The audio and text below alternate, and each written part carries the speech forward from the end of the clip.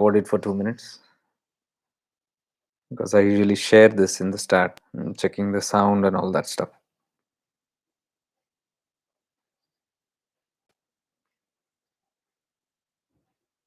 I hope the sound is clear to you.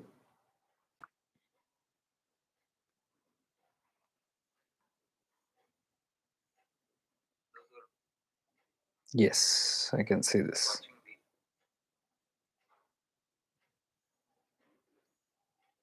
So, greetings to all of you.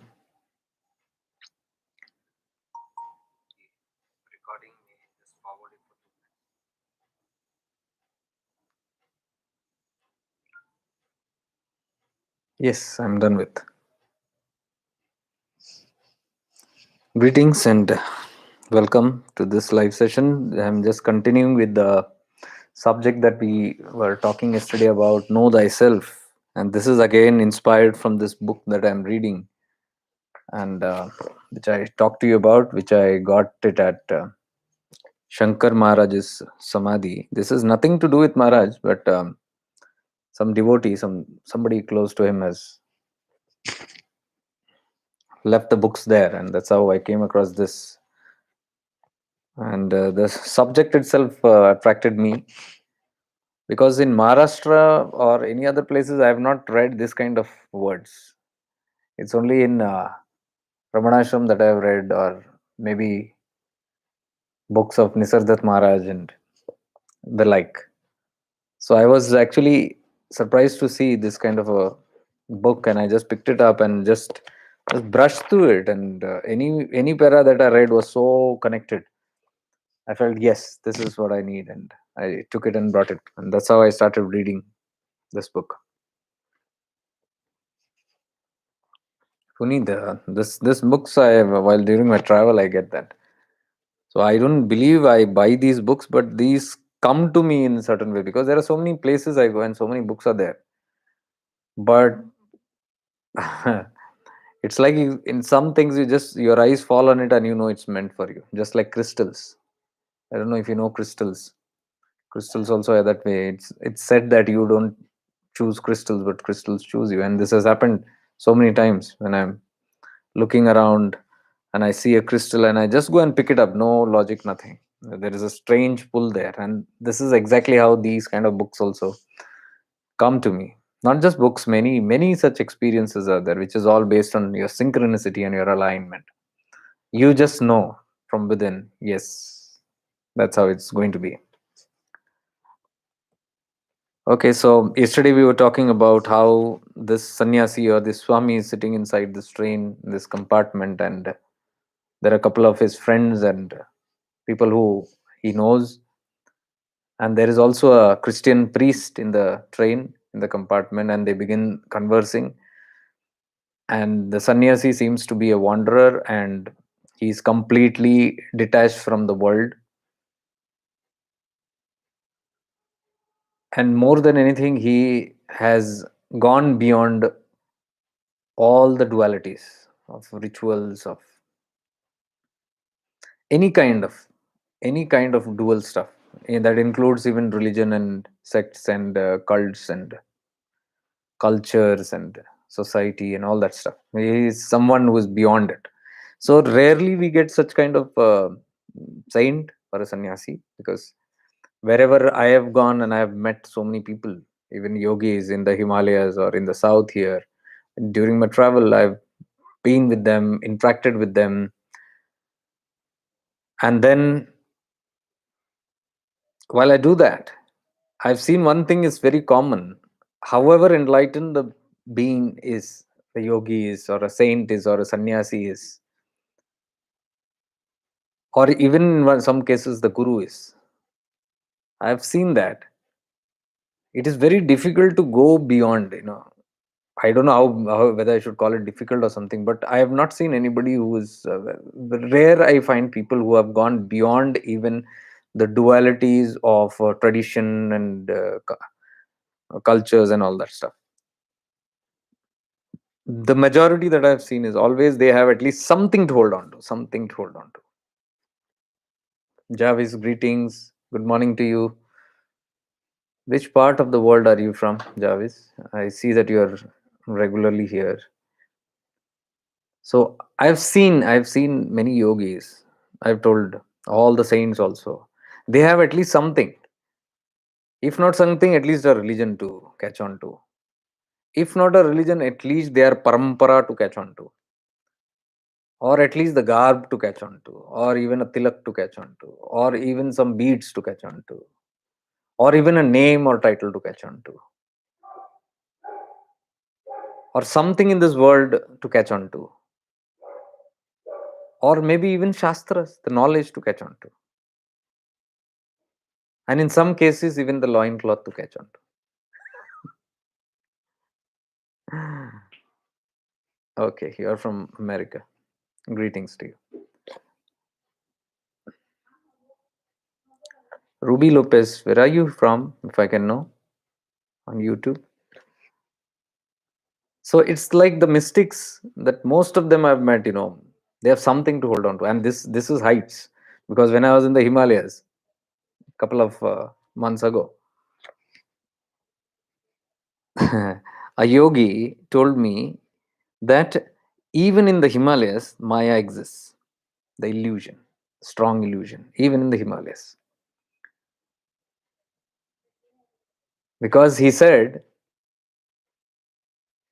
वहां पता नहीं सन्यासी या गृहस्थ को किस चीज की अहंकार है आपके दुनिया में, means in the world. Oh Ruby, you are from San Diego, California. Greetings to you. So the great one said, पता नहीं आपकी दुनिया में किसको किस चीज का अहंकार है, किस योगी को, किस गृहस्थ को, किस सन्यासी को किस चीज का अहंकार है. बट यहां तो कभी कभी साधु को लंगोट का भी अहंकार है. What does it mean? It means the great one said in the Himalayas, he was just casually talking to me and he just said, I don't know in your world, in your society, what kind of ego does a yogi has.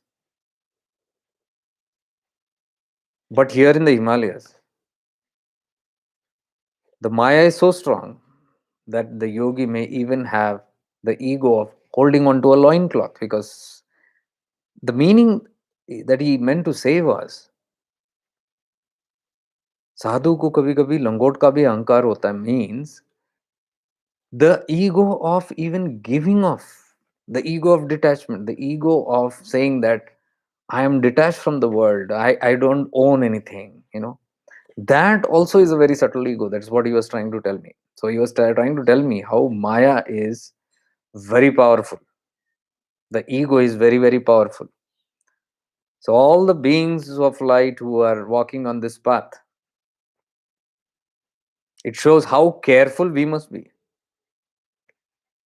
on this path, how careful it should be. Because even the yogi who has renounced the world, he says that also can turn into an ego. How catchy is that? So that is what I mean to say, because most of my spiritual years of work, close to even 20 years, 24 years, I have had multiple interaction with many holy people, monks, and even renunciates. But I have not found it very easy. I have not easily seen someone who is devoid of anything and everything. The nullness, it's very difficult. Each and every one has at least something to hold on to, something. That is what I said. At least a name, a title, a garb, an ornament, a name, a lineage, a tradition, a culture, an ashram, a family, disciples, followers, or even shastras. Shastras mean the scriptures. Very rarely have I found. But those I have found, I have always adored, because rare beings. And During my travel to Himalayas, I came across even such. So much null.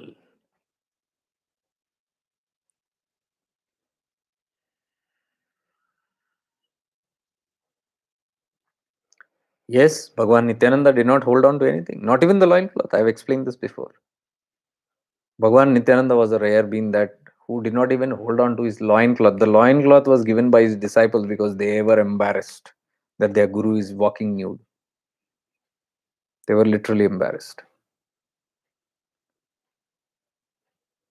And then finally, the Britishers went and requested him, please wear something because our ladies are moving around here and you are walking in this manner. It doesn't look good. When he did not listen, the Britishers arrested him, jailed him, and they forcefully tried tying this loincloth around his waist. Every time they did, after some time, it fell down. Now see the kind of detachment, because so the whole Chidakasha Gita, Bhagavan Nityananda says only two things you are eligible. Your eligibility for liberation, two things is a must. One is detachment,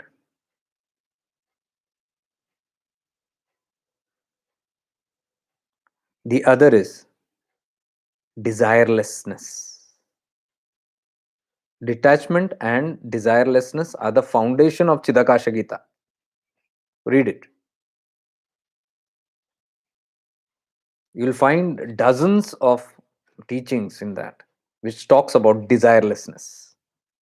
And not just plain desirelessness, complete desirelessness means tivra vairagya,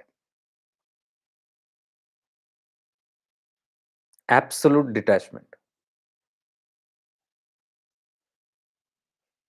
If these two things are not there, rest is nautanki, drama.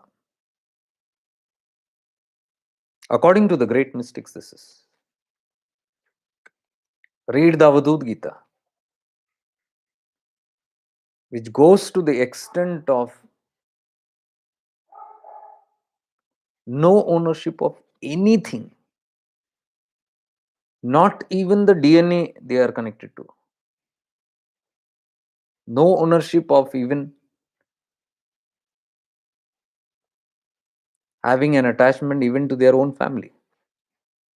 Avadhuta is that. See the definition of that? Avadhuta means the one who is devoid of everything in this world.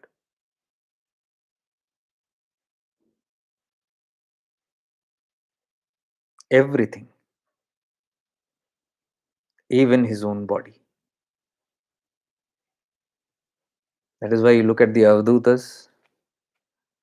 If you are new on this platform, you can look into my channel, Shifting into Awareness on YouTube or Facebook, and you will see numerous number of Avadhutas in the body or not in the body that I have given reference to, whom I personally also met.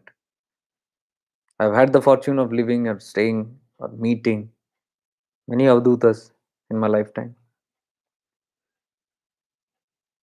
And what I see is this.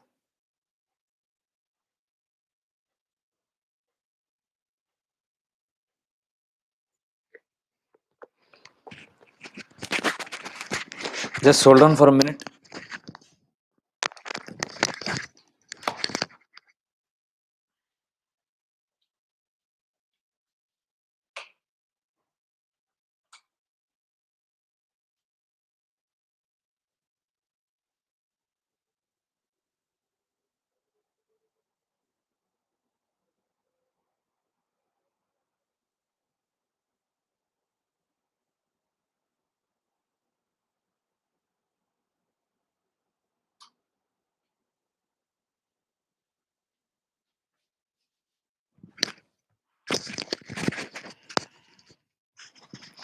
Sorry about that.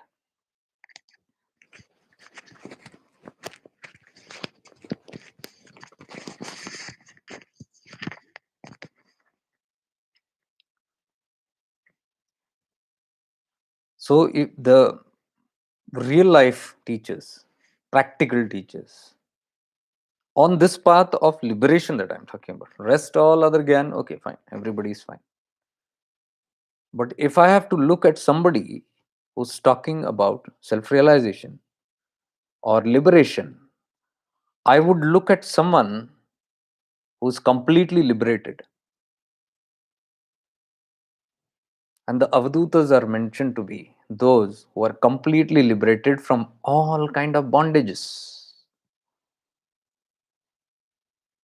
Avadut Gita goes even to the extent of disowning one's own attachment or connection to one's own disciples also.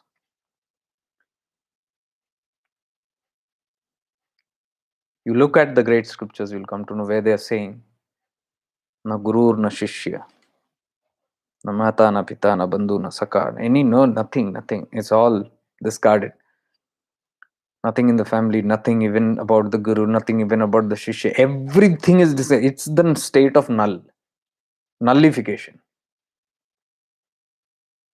That's what we are talking about. Anything lesser than that, we can talk. Yes, you can glorify everything. The scriptures, we can glorify our parents, we can glorify the teachers, the cultures, the parampara, the everything on down scales. Lower you come. It's all valid. But the higher you go on the ladder, and if you're looking up to something that is liberated, and if you're seeking your own liberation, it's very obvious that you have to seek someone who is liberated. If you don't seek someone who is completely liberated, what can a plain teacher give? Any of us? Because there are plenty of teachers and preachers, and that includes myself, who's not completely liberated. So the seeking cannot be with these guys. They can't give you, not even the guidance, proper guidance, because somebody who is in the samsara and does not possess the quality of vairagya, that is detachment, how can such a person even show you guidance towards liberation? When my own fingers and toes are in samsara, stuck in maya. Very practical this is. I have asked these questions multiple times to myself and to my journey. Constantly asked, honestly. And the answers are very honestly come. I follow that answers that comes from within. For references, if my answers are correct or wrong, there are all these great mystics to look at, or the highest teachings that comes from the Upanishads, from the great Gitas like Avadut Gita, Uddhav Gita, Chidakasha Gita, Ashtavakra Gita, Upadesha Saram, all not so famous books. I consider anything lesser than this as glamour spirituality. Not that it is bad, but for the seekers of liberation, this is glamour. Because for the seekers of liberation, they settle for nothing less than this. Because there are all these guys, all these people who have settled for nothing. And that is why they are in the nothingness. And the seekers of liberations are seeking for nothingness. Practical, common sense, practical spirituality. Spirituality is very simple, be complicated. So it's very important to remember that you seek the tattvas that are in liberation. I strongly believe the tattvas, the elements, the principles that are revolving completely around vairagya and desirelessness can only liberate you. They are the only people who are in that state of desirelessness and vairagya, detachment, who can even show you the direction properly to the ultimate truth.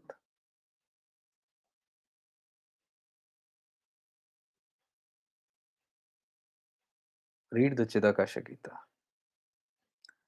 Because when I have been reading these things affirms very clearly into my heart. They sink into my heart. It's not easy to teach Chidakashi Gita. That is why it's not very popularly taught. Why Ashtavakra Gita is not popularly taught? Why Avadhut Gita is not popularly taught? Because बहुत सारी चीजें खटकती है. When you read it, you come to know I'm not aligned with this. How can I talk about it when I'm myself alone?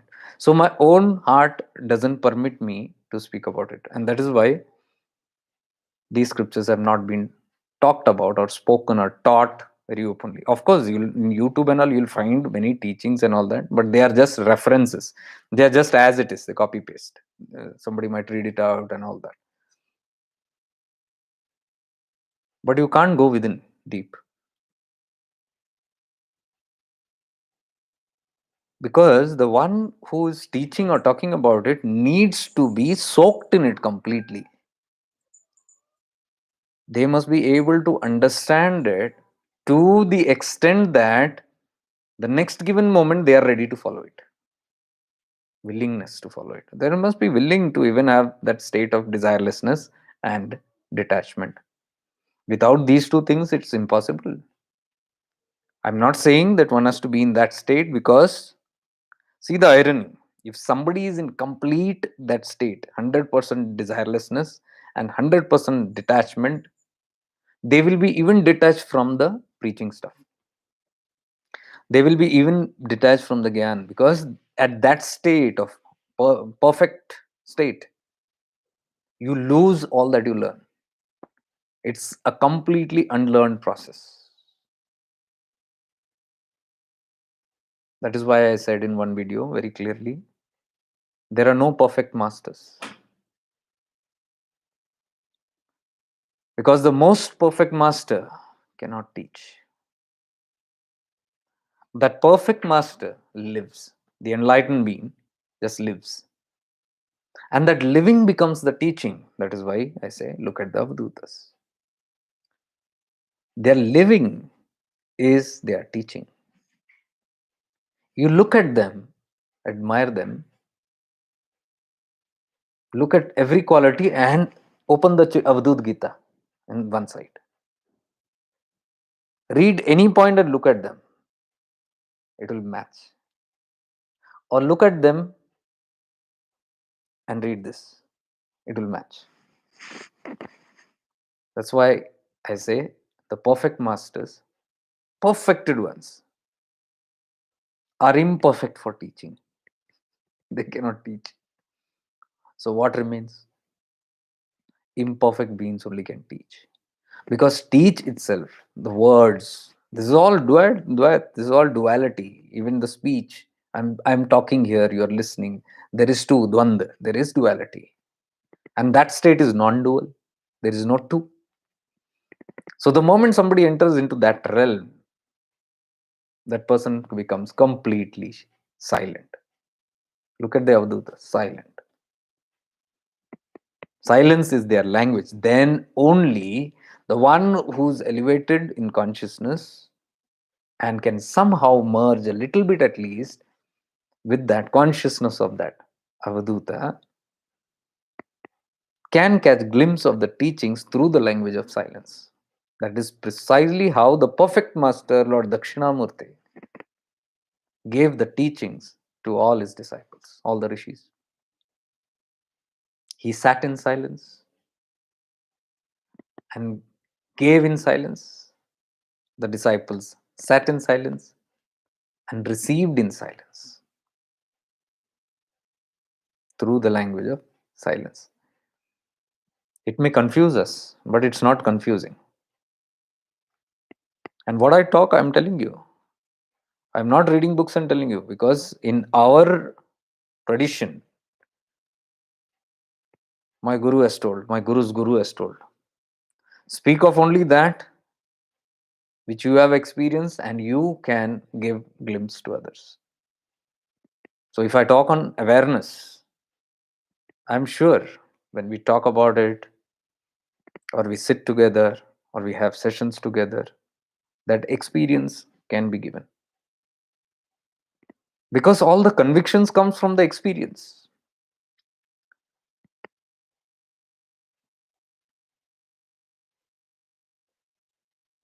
So these details also, what I'm talking, comes from my experience. I'm saying silence language is possible. There is a language that is called silence. But that can happen only when you enter into the non-dual states. That non-dual state is deeply a meditative state, where you lose all the dualities. There is nothing separate from you. You are merged into that one consciousness. And that is what I refer to as the perfect state of awareness. It's the perfect state of awareness, which is what I'm trying to teach here on shifting into awareness. Why shifting into awareness? Where are you before you shift then? Because it says shift into awareness. There, so you must be somewhere to shift into this awareness. What is awareness? Non-duality. And I've demonstrated this while we do sessions, that all languages stops. The indriyas, the panchindriyas, the five senses stops. Stills. Your body stills, your eyes stills. स्थिरता आ जाती है. The mind stills. This has been demonstrated, and we have all experienced it. Those who have been doing this live, and especially on Sundays where I took some times, or those who have had personal sessions with me, or in retreats, you have seen this. The mind freezes. In the last retreat that I had in Pune, I wanted to give this demonstration because it's very difficult for the logic mind to even understand that you can still yourself, because all the time we are not still. The mind is so chanchal, fickle minded. It keeps shifting from here and there, jumping from one thing to the other. It's always full of thoughts. That is why there is restlessness of the mind. If there is restlessness of the mind, it is transferred to the body. The body becomes restless. You can see that, how the mind is restless. You just observe somebody's body, you will come to know if the mind is restless or at peace. There is continuous fidgeting that is happening.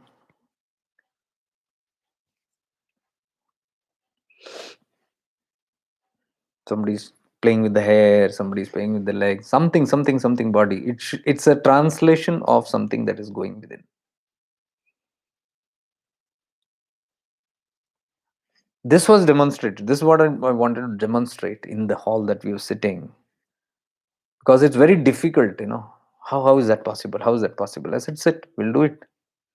Don't close your eyes. Don't even close your eyes. Keep your eyes open, and we'll talk. And I'm talking things of higher awareness, higher consciousness. Immediately, because it's very contagious. Because somebody who's connected to that talk will obviously connect to the consciousness that the speaker is in. Automatically, the rise of consciousness happens there. That is what I call the shift. Till the moment you don't shift, you are in your mind, all the time in the mind. And when in the mind, the awareness is in the mind is full of vrittis, continuously emanating thoughts, these vibrations of these thoughts. And the whole system of yoga and whole system of meditation from the East is to settle down these vrittis, these vibrations, which are called vrittis. That is why Patanjali Yoga Sutra teaches Chitta Vritti Nirodha. Chit is the mind, Vritti is the vibrations, disturbances, Nirodha is stop, stilling it. So the whole aim of yoga itself is to still that vrittis and bring the mind to a standstill. But what all it takes to do that? So I was talking so much about this awareness, when you shift into awareness, how you can spontaneously still your mind and bring it to rest. So the mind can't understand this. And that is what I demonstrated there also. He was just talking and it's just saying, become aware of a certain thing and this and that, the body itself. And the moment somebody shifted into that, just becoming aware, I didn't ask them to sit straight. I didn't ask them to watch your breath and witness your breath or take a deep breath or fast breath. Or I didn't say close your eyes. I didn't say pop your ears with some music and put some incense sticks around so that you can don't get distracted with the nose, the smell. Close your eyes so that you don't get distracted from the eye distractions. So this is all forceful, which we do. Close your eyes. We shut down all the panchindriyas, and then when we shut down, we are exposed to our mind because the awareness straight goes into the mind. The moment you become aware of the mind, there is chaos in the mind. That is why when you close your eyes to sleep or to meditate, jittery, the mind is so tensed, so much of thoughts, and you simply can't shut them down. Why? And what is the remedy that we try to do with it? We try to forcefully not think about the thoughts or distract ourselves in so many ways, or force ourselves to push away the thoughts, or if not, a very gentle method otherwise, which is famous, is watch the thoughts. But who's the one who's watching it? Attention doesn't go there. Here, the attention is not given to the watcher. The whole attention is given to that substance which is being watched. And that substance which is being watched is a restless stuff. And it has no end. Thoughts. That is why we get entangled in the thoughts. Shifting into awareness, I always ask, to shift the awareness from the mind to your being, the presence that you are. Even if you don't know that you are a presence or a being, it doesn't matter. But the moment you move away from the mind into something else, the mind just stills. Thoughts may be happening there, but the focus is not there.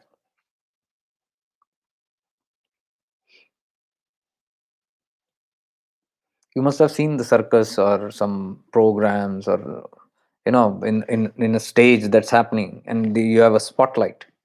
The spotlight keeps moving. The whole auditorium is dark. Only the one spotlight is moving around. Wherever the spotlight goes, you can see the actors doing their performance. So it's moving, the light is moving. But the other dark areas doesn't mean there is no activity going on. There is activity going on. Performance is happening there also. But only thing, because the light is not there, you can't see it. So wherever the light goes, you can see the actors performing. And wherever no light, you feel there is nothing, but there is a lot of activity happening. Same thing happens in your mind. Spotlight is your awareness which you have put on the mind. So you can see the things happening there, and then you get disturbed and reactive.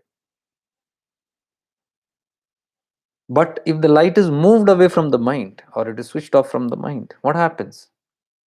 The actors may play their role, the thoughts may be there, but you are not affected by it. As simple as that.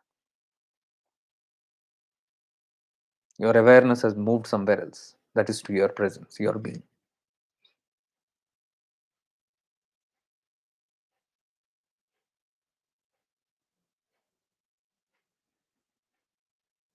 So there, when we just began the process, 30 seconds, in 30 seconds I said, just bringing them. Of course, this is not just words, okay? It's not this like sitting and telling you put your attention there and attention here, it will happen. One has to be in that consciousness first. I told you that consciousness is contagious. So first one has to be in that elevated state, in an uplifted state, and then if one is, the people in the vicinity are there, and if they are given certain instructions, the process very easily happens. So in 30 seconds or 40 seconds, I just said, it's not even 30 seconds and you are frozen. Your body has become still, your eyes is frozen. Some are not even blinking. Most of them who have this habit of very spontaneously moving, shifting, can see their eyes just freezes. Eyes is open, ears are open, nostrils open. The panchendriyas are all active, functioning. But you have gone into stillness. Why? Mind has freeze. 30 seconds. Not just proclaiming it was done. Because every time this experiment is done, I remind them it's only 30 seconds or it's one minute, and look at your state. Observe yourself and see what has happened. Just 1 minute before, what was going on in mind, and what is happening now. That is the power of shifting into awareness. It becomes easier for people who know the basics and fundamentals right. Not everybody is able to do it because the fundamentals also are important. I've seen that. I've observed and studied this. Why do you want to do all this stuff? If it is just for peace of mind, okay, maybe. Then some efforts and practice and all that stuff. If it is for some gain, like manifesting something, so you got to focus on something, okay, maybe. But if your purpose is for unclutching yourself, unlearning yourself, becoming completely empty, these processes works miracles because it takes you straight there. These processes just support that because you are not interested in anything else. Otherwise, what has happened? The other is vasanas, kamanas, desires. There are strong desires in the mind. And the more strong these desires are, they will act opposite to this shifting process, which will not allow you to shift very easily. The deeper your roots into attachment, the more difficult this process. That is why the people whose aim is for getting free, I don't mean moksha, poksha, and all that. Free, what I mean is completely empty and able to live a simple, natural, peaceful, contented, blissful, cheerful life. You may count in the health and wealth also. I don't use these two words much because that's the catch of Maya, that's the catch of the mind, the greed of the mind. Because these two things are what the whole world is striving for, health and wealth. Look at it. So it doesn't make any difference here if I talk about it and if I see people just jumping into it. Very easily they can jump into it.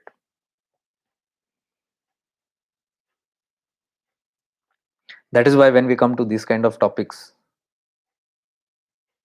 people like to, no, this is not meant for me. Yes, it is not meant for you.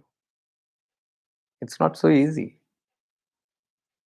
Otherwise, great avadhutas like Bhagwan Nityananda wouldn't have told that these are two qualities that you need if you want to become free, mukta, jivan mukta.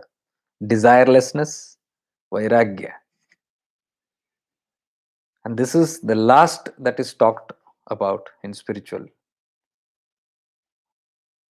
processes today. Which is why I call it glamour spirituality, because if you can't liberate people, if you can't unwind, make them unlearn, make them completely free, and it comes from what tattva, the desirelessness. If this cannot be taught of how to reach to states of desirelessness and how to reach to state of complete detachment, it's of no use. It's just another academy that is running out around, teaching people to manifest health and wealth, that the world is anyhow doing it. So there's a big difference. There's a big gap when we talk about spirituality. The real spirituality is this, what I'm talking about. And that is why I put a label there. Those who are interested in going beyond all these dual states, welcome. The others are not welcome because they will not feel welcome, anyways. They will run for life. Desires, full of desires, full of attachment, मोह माया, कहाँ छोड़ने वाले किसी को. You talk about death, people will run away as though they are not going to have death. You talk about detachment, people will run away as though a time is not going to come when they are going to be separated from everything that they love here.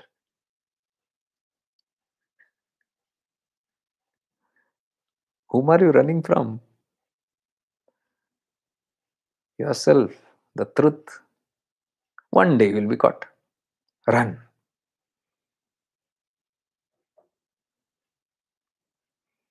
If not this lifetime, next lifetime. But life won't spare you. Till we realize this, life won't spare us.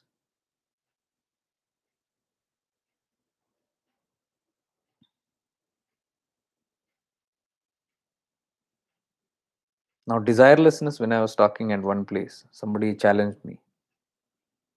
Oh, but the desire to become freedom also, isn't that a desire? I said not to become free. Even the hope or urge to become desireless is also desire. Then I said, that's what I say, practical spirituality. We use the same tool to reach the same goal. कांटे से कांटा निकलता है. Means a thorn can remove a thorn. Use desire to become desirelessness. Understood. That's the practice all about. Like Maharishi Ramana says,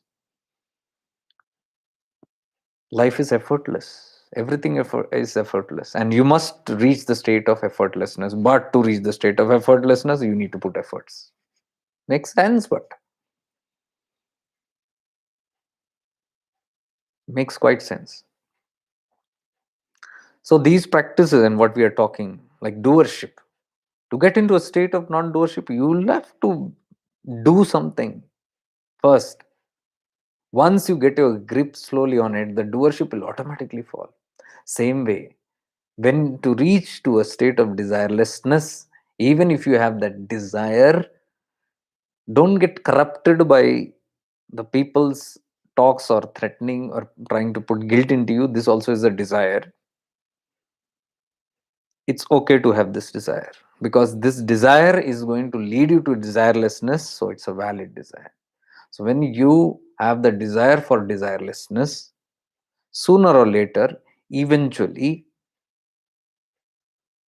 when the desirelessness dawns upon you, quite obvious, this desire also will sink. What is the state of desirelessness? When you reach that state of desirelessness, even all the desire for the desirelessness also will go, obviously, because that also is a desire. And the state of desirelessness is that no desires.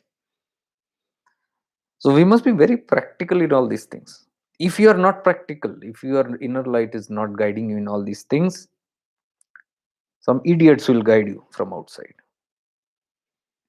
and prove it to you through their intellect and logic how this is not possible and how what you're saying is funny. It's not funny. So you should be crystal clear about these things. Otherwise, there are enough people waiting to make you slaves. Systems will make you slaves. People will make you slaves. Who can make anyone a slave? Only two factors who have. Either they have greed or fear. They are greedy, they want something, they know it's a weak point. Catch this greedy person and put greed into them, or supply them with the greed that they want. Greed in the sense, you will get this, you will get that. If you do this, you get that. The benefits. You want this, then do this. You want that, then be my slave. You want to fulfill this desire, then listen to me. Nobody, I'm telling you, mind you, nobody will teach you how to listen to your heart.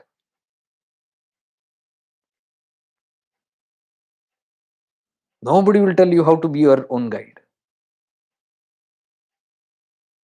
Nobody will tell you to listen to your own voice. They will always tell you, listen to me. I will tell you what to do. I flee from such places. I just flee. No second thoughts and no logic. No discussion, no mercy on myself or on them. I flee the place. Because the whole idea, my dear ones, is to liberate you, not to bond you.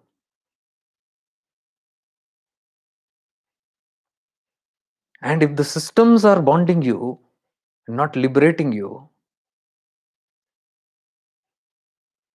it's a very humorous situation.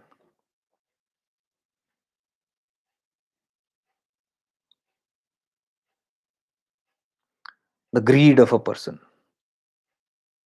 Greed. With greed, you get caught. Or if you have fear, what to do now? I need someone all the time. I need some help all the time. And constantly you're seeking outside.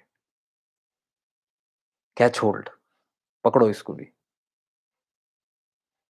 Then different things. If you don't do this, this will happen. If you do this, that will happen. Doshas and poshas and all those things. And easily they get caught. Because you're already scared to death.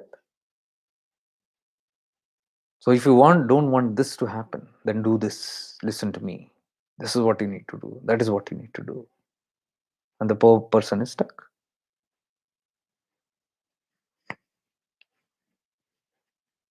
Whereas, listen to me very carefully if you want to understand this.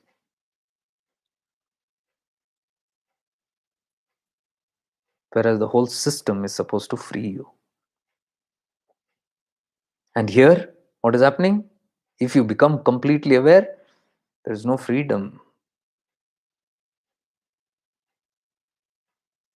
Those who are free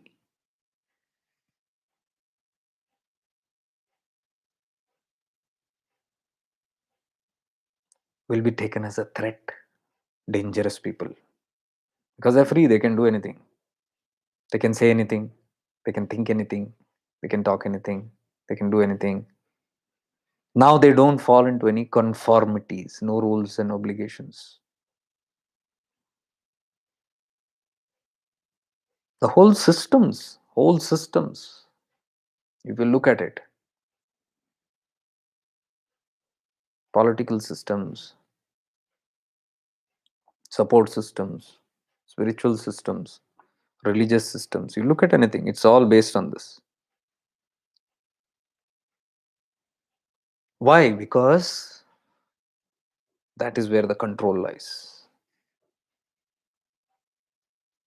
So where is the control, need for control coming? Greed. Greed for power.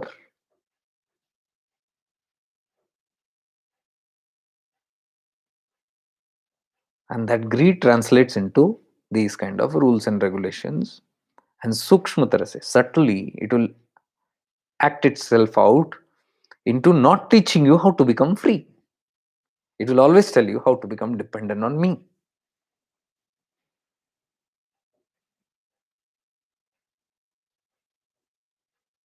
And those who are not convinced with this will fall for it. Their life, their stories, their commitments. No comments on that. It's free will. Completely free will.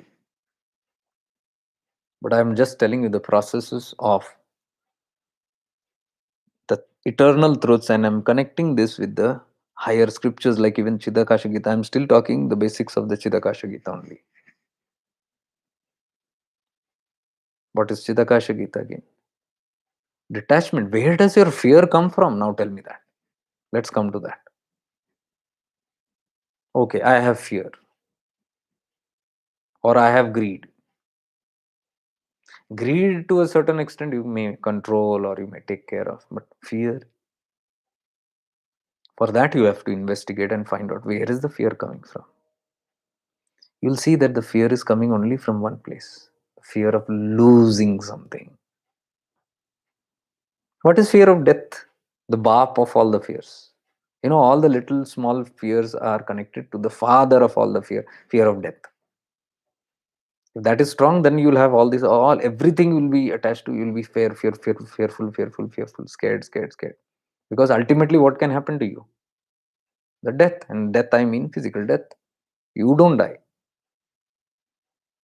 Once you come into this conviction that you don't die, you are the eternal presence, you have been there before, you are here now, you're going to be there even tomorrow. There's no end to you. Once you have this experiential understanding, the fear of death will start dissolving itself. When the fear of death starts dissolving, all the other fears also slowly start dissolving.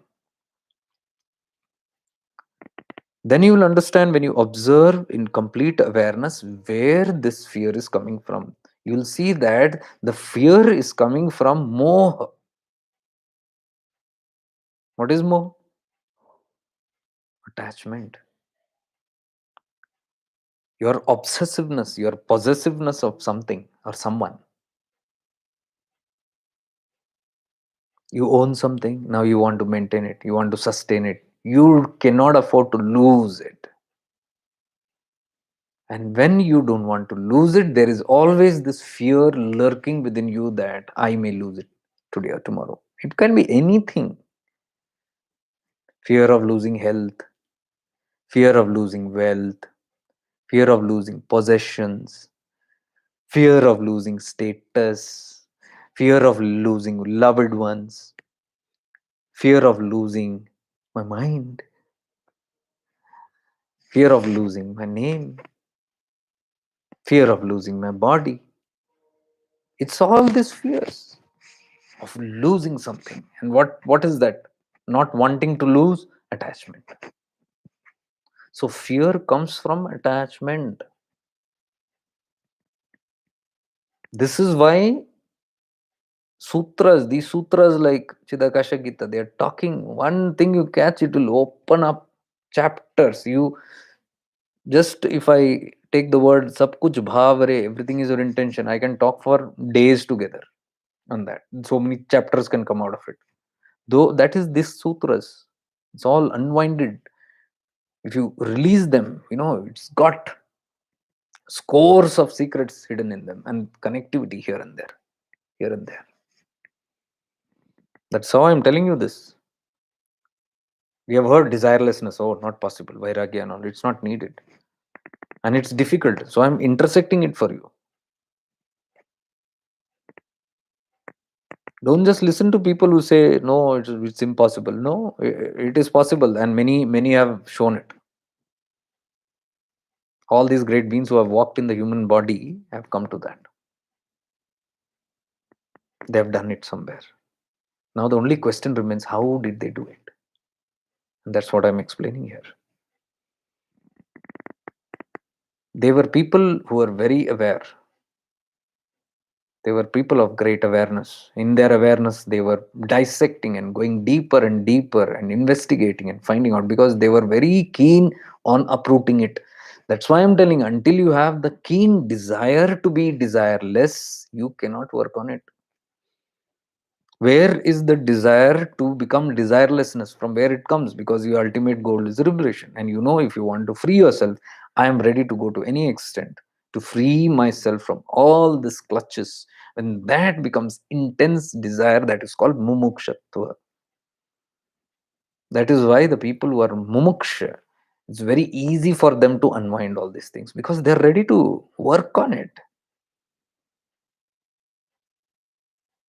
Those who are not ready will just superficially look at it. Like the people who enter this life, they come, they see, kuch milne wala hai ki nahi. Greed. some greed, something beneficial for me. No, no, or something. This is not important. This doesn't matter to me. You lose. You move from there, and then you jump into something. Who's that jumping? Is the jumping mind, monkey mind. Mind cannot settle down. If mind cannot settle down, you'll never find it anywhere because you'll only be jumping, and that is what we have been doing all our lives. Jumping from one system to the other, one guru to the other, one book to the other, one place to the other, all our life, one relationship to the other. Still, we are not finding it. And so we come here curiously and see a life going on. Oh, something here. Again, within few seconds, few minutes, you jump out of it. Monkey mind. It is not for them. It is not for, because there is no tivra ichha. There is not a straight desire, a wish, a will, a volition to settle down. Settle down comes only with seriousness. That is why people who are aware are the people of liberation. They want to free themselves. I've seen this. I've studied people. Those who are very deep in wanting to liberate from and unclutch from all the captures of the mind and being. They are ready to invest their time and space in this. And only they can sit. And that's one reason, because I have that quality or the tattva. That is the reason I can sit for 4 and 5 and 6 and sometimes even up to 8 hours in one go, because there is seriousness about this subject. When there is seriousness, you settle down into your being, and then even the impossible happens. Because once you're in your being, impossible happens. When you are in your body, you know what all happens. If you're in your body consciousness, you cannot sit for 2 minutes. If you're in your mind consciousness, you can never ever sit. But even 2 minutes, settle down. Immediately your mind will say, I want to go and have a coffee, or I want to have some snacks, or let me have a bath, or let me make that call, or let me finish that fulfilled task, or let me check my mobile for a message. Something will keep popping all the time. You cannot settle. Chanchal man. This is what the Chidakasha Gita explains. Nishchal man is very important. Without Nishchal man, you cannot go forward. Chidakasha Gita, what it is? Simple two tattvas that you need for freedom complete, to be liberated. One is desirelessness, the other is detachment, and the other plain teachings are Nirmal man, Nishchal man, Vishal man. That's it. Nirmal man means pure mind. Nishchal man means still mind. Vishal man means vast mind. That's all. The whole Chidakasha Gita is about that. If you unwind it, it's all about that. And to sum up the whole thing, the foundation, I said, desirelessness and detachment. Worked through these principles, how the sadhana goes, how the work goes, is attempting to have a nirmal mind, pure mind, a still mind, and a vast mind. And the lubrication in all this, the essence in all this is your bhav, your intention, how pure your intention is. And that's what I said by the commitment that we have to this. How intense is your seeking? From there comes the intention.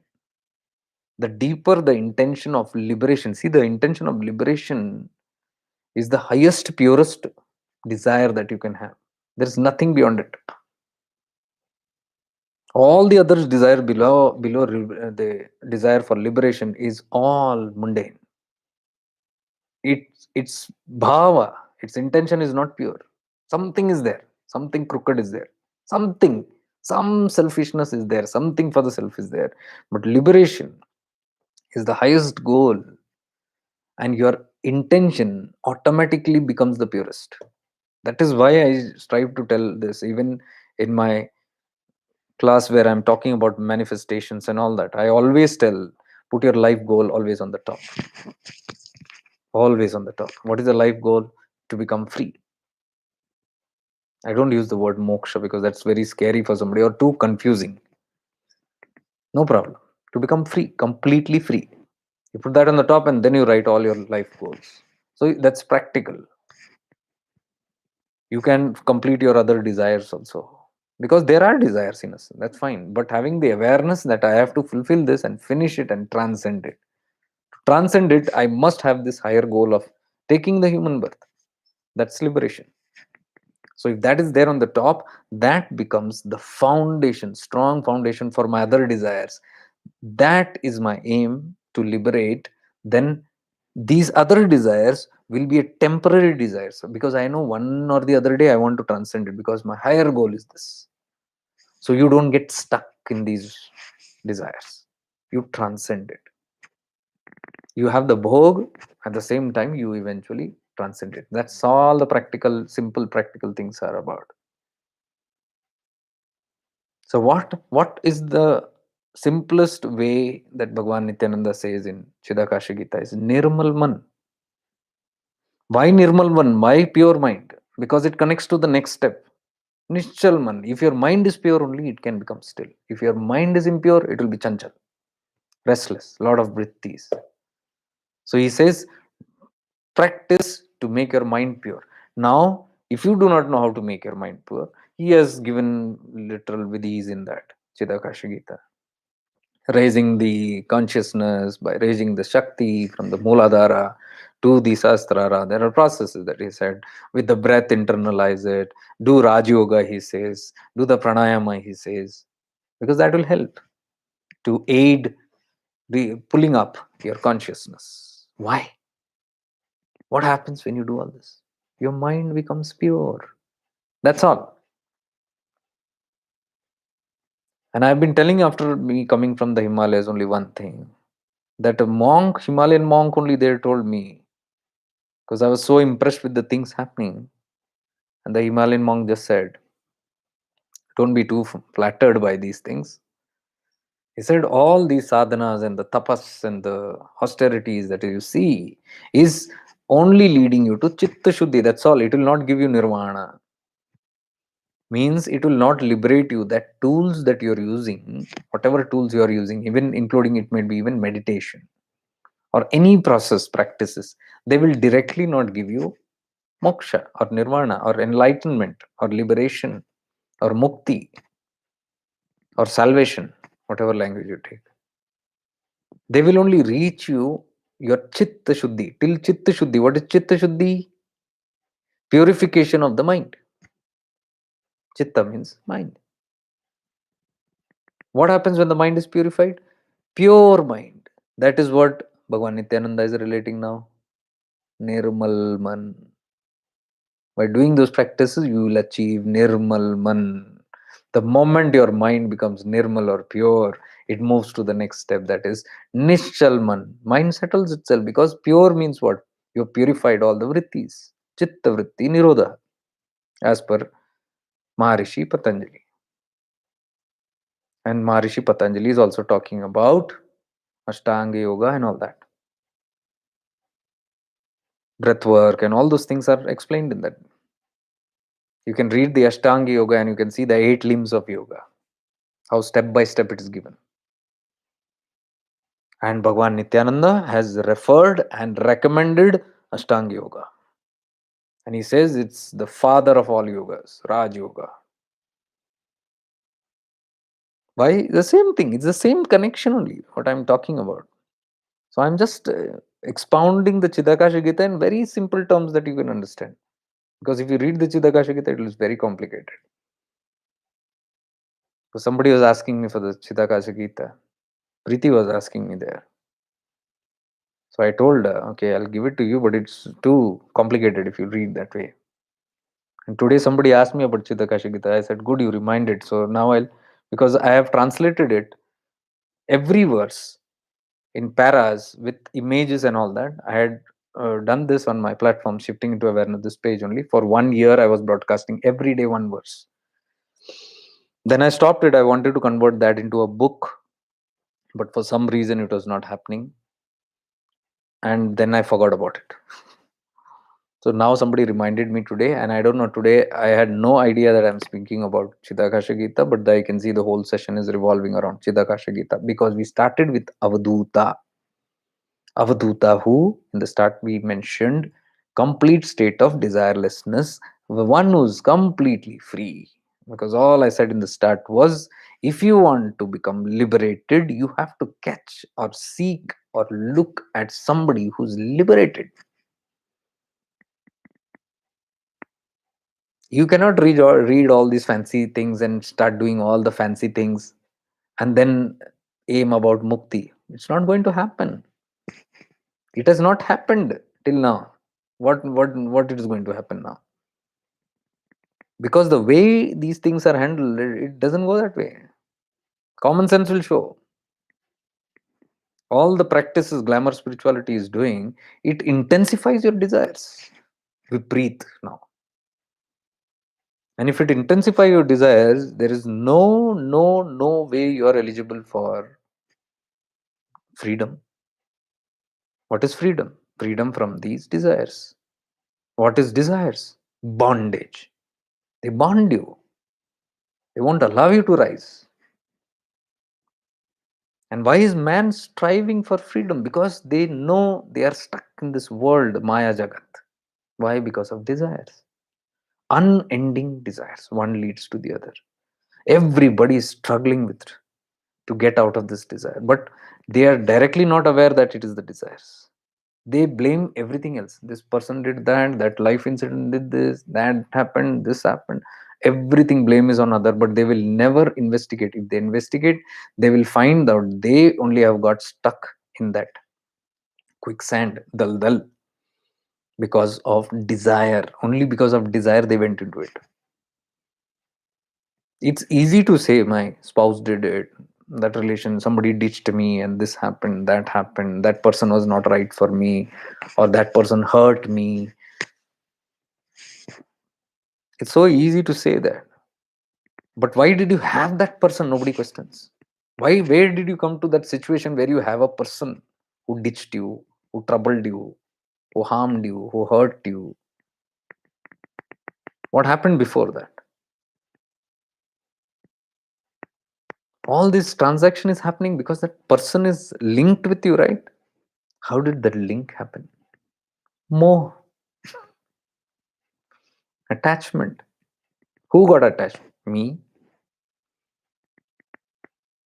So who's giving pain? He, she, now me only. Because it is due to my attachment that I got stuck with that.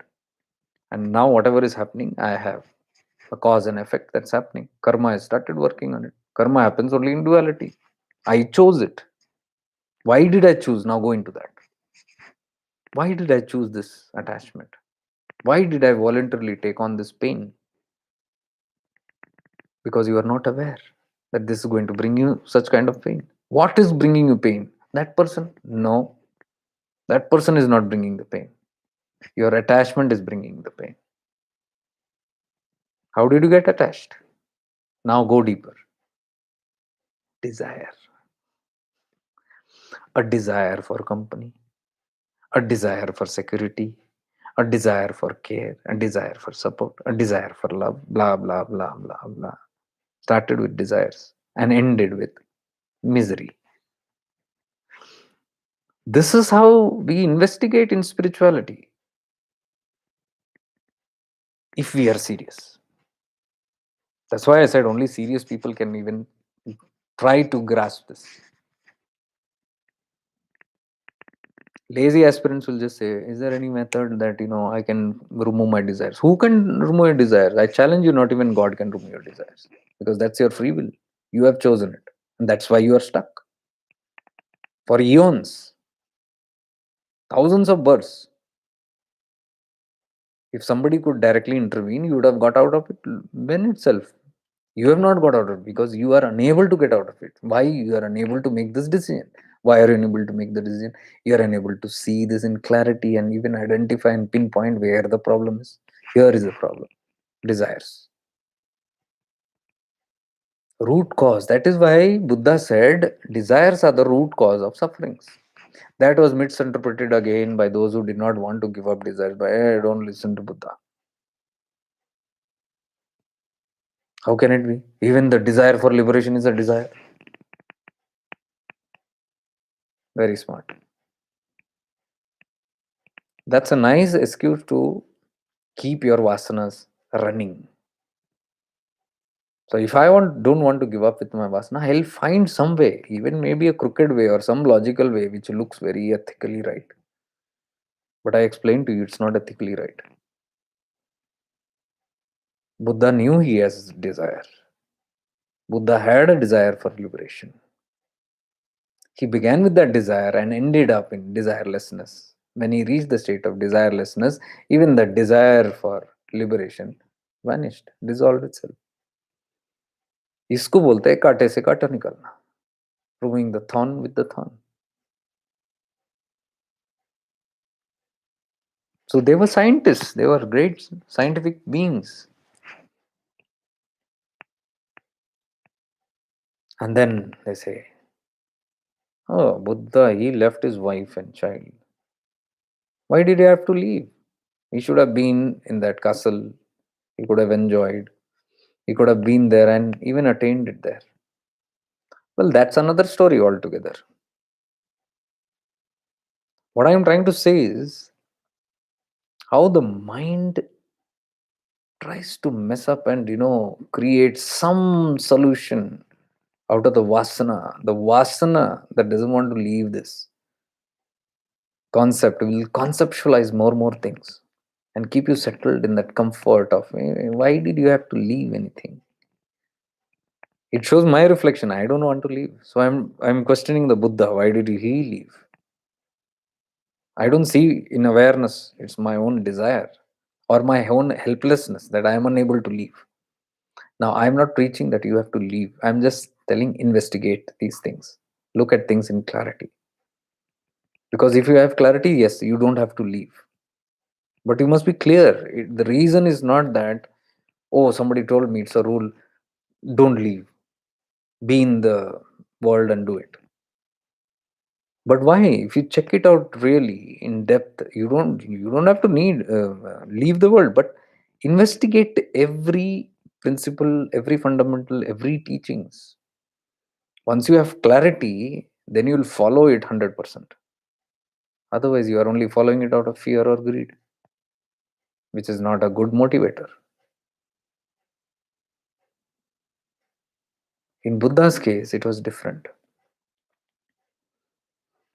In Buddha's case, in all his previous lifetimes, he had lived all that and he had reached a state of vairagya already. But some of his prarabdha brought him back into that castle as a prince. Runabandha, Runabandhan. He had to complete the karmic debts, and the day he completed it, automatically, spontaneously, vairagya began happening because the little karmas that were left with his loved beings, it happened. Now he doesn't know about it. He just knows that he has become detached and he has no interest in the world now. His father tried to keep him in the world, no interest. Father protected him from all the chances of him leaving the samsara and keeping him glued in the samsara. But his prarabdha was over. Nobody can stop that. The prarabdha is over. That's what we got to realize. Please understand this science very clearly. Not just listening to any fundamentals. You got to be very crystal clear of everything. You must question because I questioned this. Why did the Buddha leave then? And my investigation with life, these are the things that came out very clearly. So now once it became clear to me, I settled down. I have not taken any teaching from anybody just like that, just based on trust, because then I called that as blind followership. अंधभक्त जो बोलते हैं. It might be an offensive word, but very practical for me. And I would not advise just to listen everything, because even Buddha said this: don't listen to my words. Investigate, he said. Even Swami Vivekananda said, don't just trust me blindly. Whatever I say, investigate it, check it out, cross verify it, live it, experience it. Only when you have experience and when you can relate with it, settle down for it. This is what Vivekananda said, this is what Buddha said, and many other mystics said. You don't have to settle down for it. So I never settled down for anything. I have questioned everything. and which questions I got an answer, but others haven't got yet. I have been constantly putting it out in my life. Continuously, I've been putting out. What is not in alignment, I'm putting out here. Because otherwise, it's a catch. Remember this, it's a catch. Spirituality also can glue you down. That's why I've quit the word even spiritual now. I'm not even a spiritual being. I don't want to.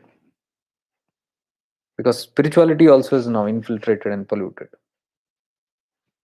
unlike before. I would just relate to being aware. That's it. An awakened being, an aware being. That's it. Not even the badge of spirituality. Not spiritual anymore. Because looking at what spirituality is going through, I don't want to get into even the conformity of that. Completely moved from any ideology, any culture, any customs, any obligation, any kind. It's doesn't happen from within. And I was thinking I'm going mad. But sometimes I thought, is this craziness? When I look around, everybody has some conformity or the other. Why am I becoming like a rebellion? Why am I so rebellious? And that was always sinking in me. But something in me was telling, this is right. I don't know what. And that is why I kept on saying this. For the past 2 years, I've been saying this continuously. Continuously, I've been sharing this. And then comes this book, in which this sannyasi, this Swami, who is a liberated being, completely Jivan Mukta. I said, what did I say? I have hardly found any few people on the count of my fingers in all these 20 plus years that I've met enlightened beings who are in the completeness that state. I told you one, unfortunately, is that state of avdutas. If they are so perfected that there is absolutely no connection with anything, not even having connection, holding on to their body consciousness, it becomes difficult for them to convey, because you need the panchindriyas, five senses, to even communicate. And when that is deactivated, because they are in that perfect state of avduta, they can't preach, they can't teach. So all that you can do with the most perfect masters is just watch them. And for guidance, Avadut Chintana Shri Gurudev Datta, Bhagwan Datta, Lord Dattatreya gave us the gift of Avadut Gita, because nobody else can explain that state. You cannot define Avadutas. What I am doing is not even 1.1% of the attempt. It's just an attempt. You can't. One can't even fathom. It's very difficult to even narrate about them. But at least for our convenience, because they are our highest teachers coming from the Avadut lineage. Probably that is why Avadut Gita was given by Lord Dattatreya very clearly, because now you have reference source. You look at this theory and there you have practicals, walking Avdutas. Look at them. So very rare that state is. But a step down again, those who are very close to that state are people who still talk. The enlightened beings, they still talk. Very less, very, very less. When it is absolutely needed, like Ramana, he was known for his silence. Maximum time he was in silence. But when he had to, when he couldn't help it, he spoke. When he had to use the Panchendriyas, he settled down and he spoke. Bhagwan Nityananda, for months he used to not speak. 4 months, 6 months at a time. There were times when Bhagwan Nityananda didn't speak. He was just sitting, Mauna. But for some reasons he spoke. Probably because that had to turn down into this Chidakasha Gita and all that and come out in some way. Or it had to be relayed through some other of his disciples. That is why he chose that medium. Otherwise, he didn't speak. That state is that way, where sometimes they deliberately come to that state. Ramakrishna Paramahamsa hardly spoke. He was known for being in samadhi. That to Nirvikalpa Samadhi. Godliness. Nirvikalpa Samadhi is like as though you are God. Nirvikalpa, no vikalpa. No idea also, Vikalp. There is absolutely no idea also that you are in samadhi.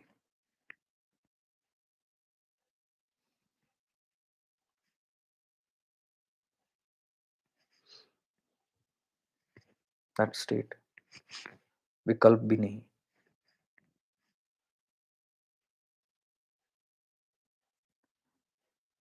So very rare beings were that way, who could speak a little bit and they connected the dots somewhere, and they make their books and their understanding. We came to know about them. Jesus Christ hardly spoke. Most of the time he was in silence.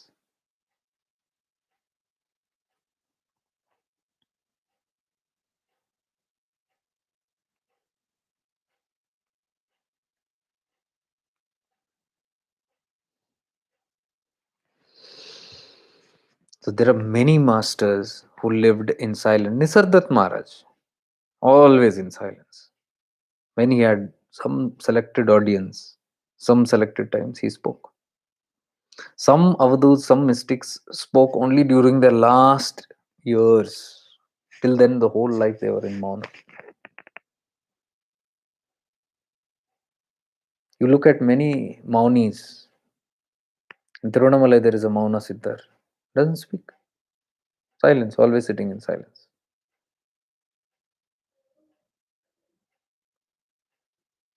It's because not that they've given up talking, the talking has dropped with the Indriyas. It's an automatic process. Automatically, it has happened. So,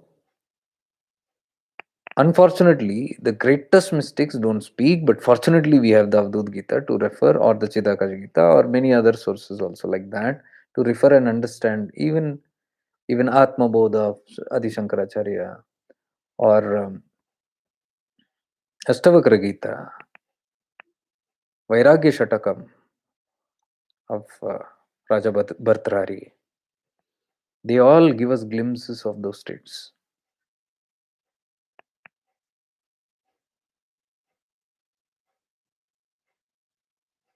Viveka Chudamani of Adi Shankaracharya.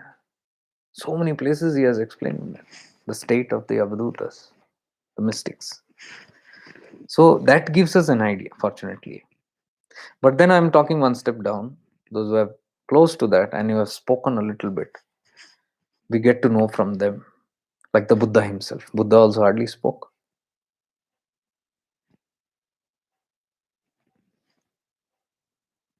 And look at the authentic times of these people. Look at this. When they were alive, when they were active, how many people were there next to them? How many people were even interested in these subjects? Look at Shirdi Sai Baba. Not even 50, 100 people were all the time around him in that village called Shirdi those days. Many of the people objected his presence. He had enemies also. He had people who looked upon him like a fakir or a beggar. Only a few had the fortune of sitting and listening to what he had to give. Bhagwan Nityananda. How many of the people were there around him? I'm not talking about the people who flocked for unending desires. I'm talking about आत्म बोध के लिए कितने लोग बैठे थे भगवान नित्यानंद के पास, शिरडी साई बाबा के पास. How many of them sat? History will show you it is only handful of people, bunch of people sitting there. And when they leave their body, the tattva takes so much time to be known. And today there are millions. Buddha also. How many people did Buddha have? 10 disciples who were all the time with him. Rest all he had already given up. So those who heard live from Buddha were just 10 people, and maybe some other people who were associated, maybe 25, 30 people during his living time. Jesus Christ. 12 disciples who walked with him all the time, and a few thousand people on the Mount Sermon, the biggest sermon that he gave. A few thousand, maybe 4 or 5,000 maximum. Curious people just thronged, and Jesus was not even expecting that. When he gave the Sermon on the Mount, that's a perfect, if you can read it, please read it. This Sermon on the Mount has been taken, and episodes and books have been made even by Ramakrishna Mission. If you go to Ramakrishna Mission and into the library, you will see the Jesus' Sermon on the Mount. I don't remember which Swamiji was talking about it. Even Swami Sarvapriyananda has talked much about the Mount Sermon, Sermon on the Mount, because that is where the teachings of Jesus was given. All these things, what we know about: become a child first, then you shall enter into the kingdom of God. Knock and the door shall be opened. Seek and it shall be given to the seeker. All these kind of things. Blessed are the pure in heart, for they shall be welcomed in heaven, and all that. Blessed are the righteous one. Blessed are those who suffer for righteousness. The kingdom of heaven is open for all these kind of truths, which this is all given on the mountain. The Sermon on the Mount, it is given. Read this gospel. So that time even Jesus did not expect any people, because hardly, when people he used to move from village to village, hardly a few people here and there around him. 10, 20 people maybe at all time. Mostly were children again in that. Just like Avadut Bhagwan Nityananda. Children all the time, and a few villagers here and there. So those days, even in Jesus' times, a few people, low-trodden people, downtrodden people of Nazareth, Jerusalem, they were around him. So Jesus did not expect any crowd. So he just moved with few people. And how many? 10, 20 people were there with him when he was giving that Sermon on the Mount. And they had just taken a few loaves of bread and some fish for their eating. And suddenly, crowds of people started appearing from here and there. And the disciples were shocked, and from there, where are these people coming? They had heard about Christ. Now he was becoming little famous, and so slowly people flocked around him, and they saw that close to 5,000 people came around in that mountain. And that is when the disciples were so shocked, and they said, Jesus, we don't have so much of food, please send them away. So Jesus asked, don't send them away. How much food we have? Oh, a couple of bread and a couple of fishes, that's all. It's okay, you keep it there and shut it down.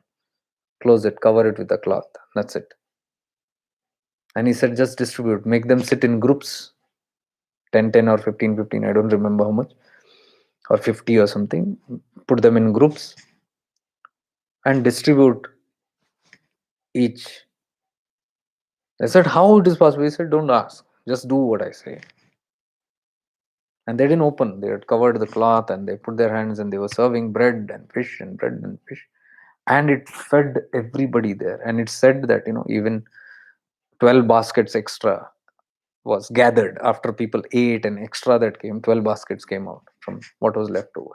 That was one of the miracles. Well, anyhow, that's not my intent to say, but what I'm trying to say is that was the amount of people that even had that bodh. You're trying to know what is this.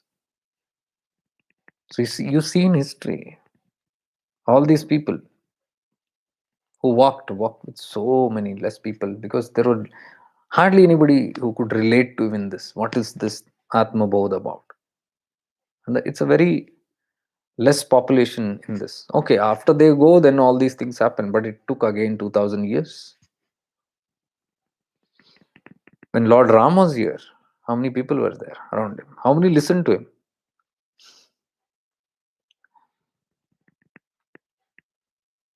And so that's the whole thing about when we are connected to this tattva.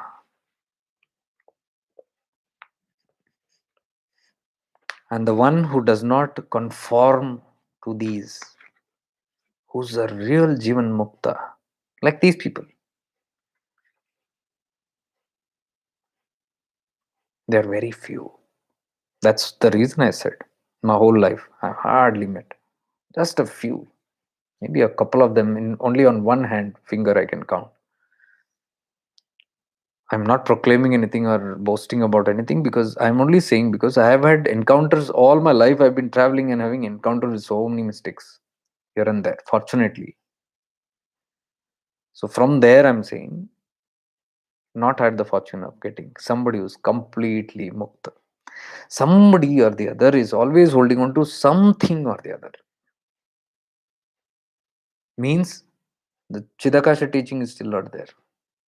Complete desirelessness, complete detachment, these two things are there for a Jivan Mukta. Hard to find. Because I was shocked when Himalayas, I was so impressed and looking, and that monk said, I repeat, that monk said to me, don't be so impressed. I don't know in your world what are the catches of Maya. Your world is from where I come, the world. But he said the catch of Maya is there in Himalayas also. If somebody down there, an enlightened being, has the pride or ego of something, here there is pride of or ego of not having anything also. There is a pride for detachment also here. And I am detached. I don't own anything. Or I own only a loincloth. That's enough. It's still there. It's not about judgment or criticism, it's states of evolution. So I was confused in the Himalayas when I was moving. Then what do I do? How do I know? So that yogi told me, walk in awareness. If you walk in awareness, just keep these two things in mind. He said, आपको बहुत सारे मिलेंगे महात्मा, और सारे पूजनीय हैं, सारे आदरणीय हैं.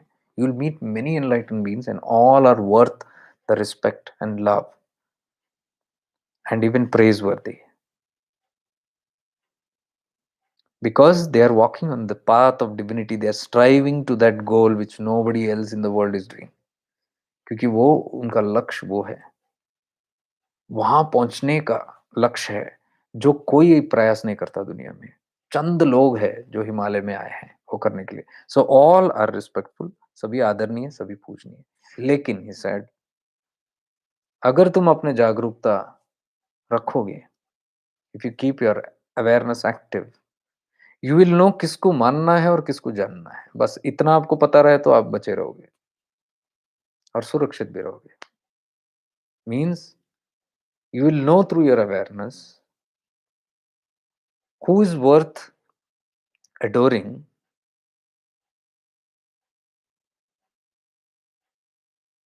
and respect and moving on, and who's worth adoring and staying down and even knowing. The urge of knowing, I want to know about this person, I want to learn from this person, I want to receive the goodness of and the divinity from this person. मतलब जानने लायक है. But if you see through your, if your awareness, if your viveka, discrimination shows, no, not worth following. Because your viveka will tell you why. It's not about judgment. Judgments comes later. The first is discrimination. The power of your discrimination to differentiate between what is right and what is wrong is called viveka. Intellect. Your intellect shows you that. It is called discretion. It's not judgment. Discretion. Doodh ka doodh, pani ka pani. It will just show you. Till that much, it is awareness. Anything after that is judgment. Then it's the mind game. Because first the discretion will come, दूध का दूध पानी का पानी, oh, this is not right. जानने लायक नहीं, मानने लायक है, इनको मानो. Do namaskar, full respects, with wholehearted respects, because they are on the path of divinity. Move on.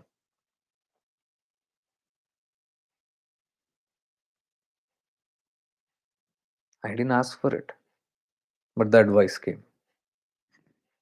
This is how the divinity works. It protects you, it guides you, many ways. And I thought I must share all this. That is why the moment I came, I did a live session on clearing, bringing clarity, because all of us are in the fancies of Himalayas, and thinking that that is one place that is free of Maya. There is no place on this earth that is free of Maya. I showed even in Arunachala there is Maya.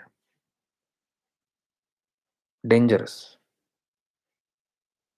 We will lose our goals. We will lose our objectives.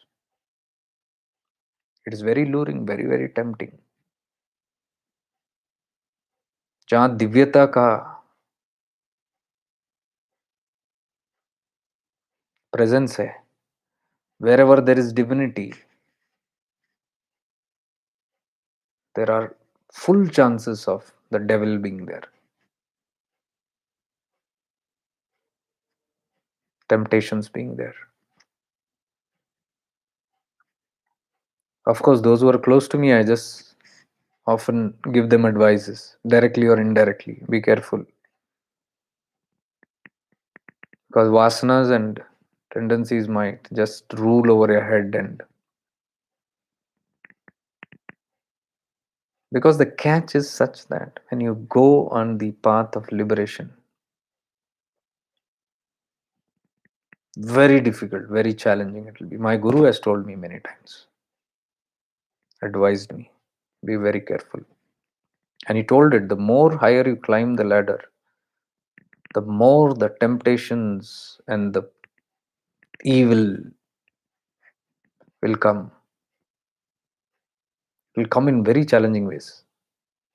If you are not guarding yourself, you'll be thrown off it. That guarding yourself is what I call as awareness. I am aware of Maya even in Tirunamalai. How it can catch the best of people also there also. I don't talk about it directly, but indirectly I try to send message for their own good, telling them you are getting stuck in something else in the name of spirituality and divinity. Be very careful, brother or sister.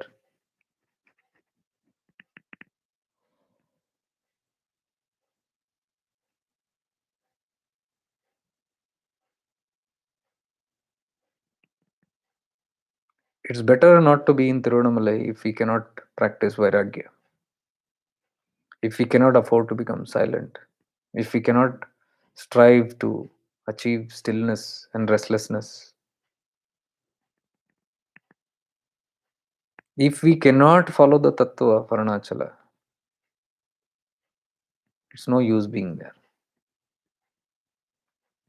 Otherwise, it's time pass, back to glamour spirituality. Same in the Himalayas.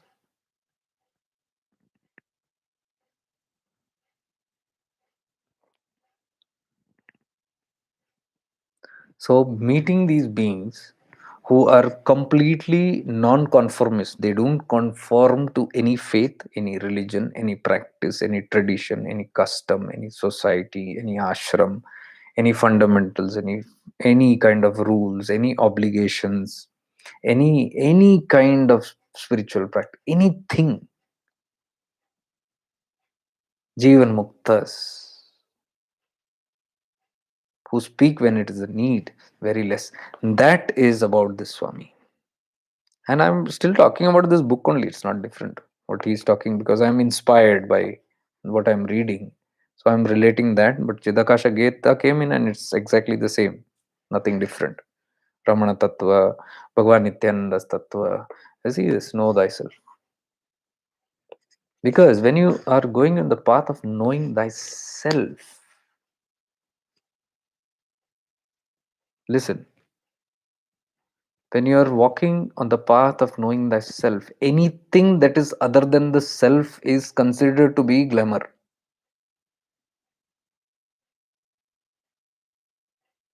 You might call me a lunatic or a fanatic, but this is the truth. Because only then you can achieve that state of desirelessness which Chidakasha Gita is talking about.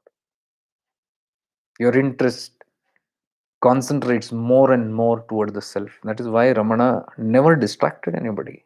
Any kind of distraction is to put them back, hit them back to the source. You go to Ramana with any problem, any excuse, he will bring you back to the soul. I am very distressed. I have so much of tension. I have so much of worries. He would just ask, who find out who's the one who's worrying. So much of thoughts, Ramana. Find out who's the one who's having thoughts.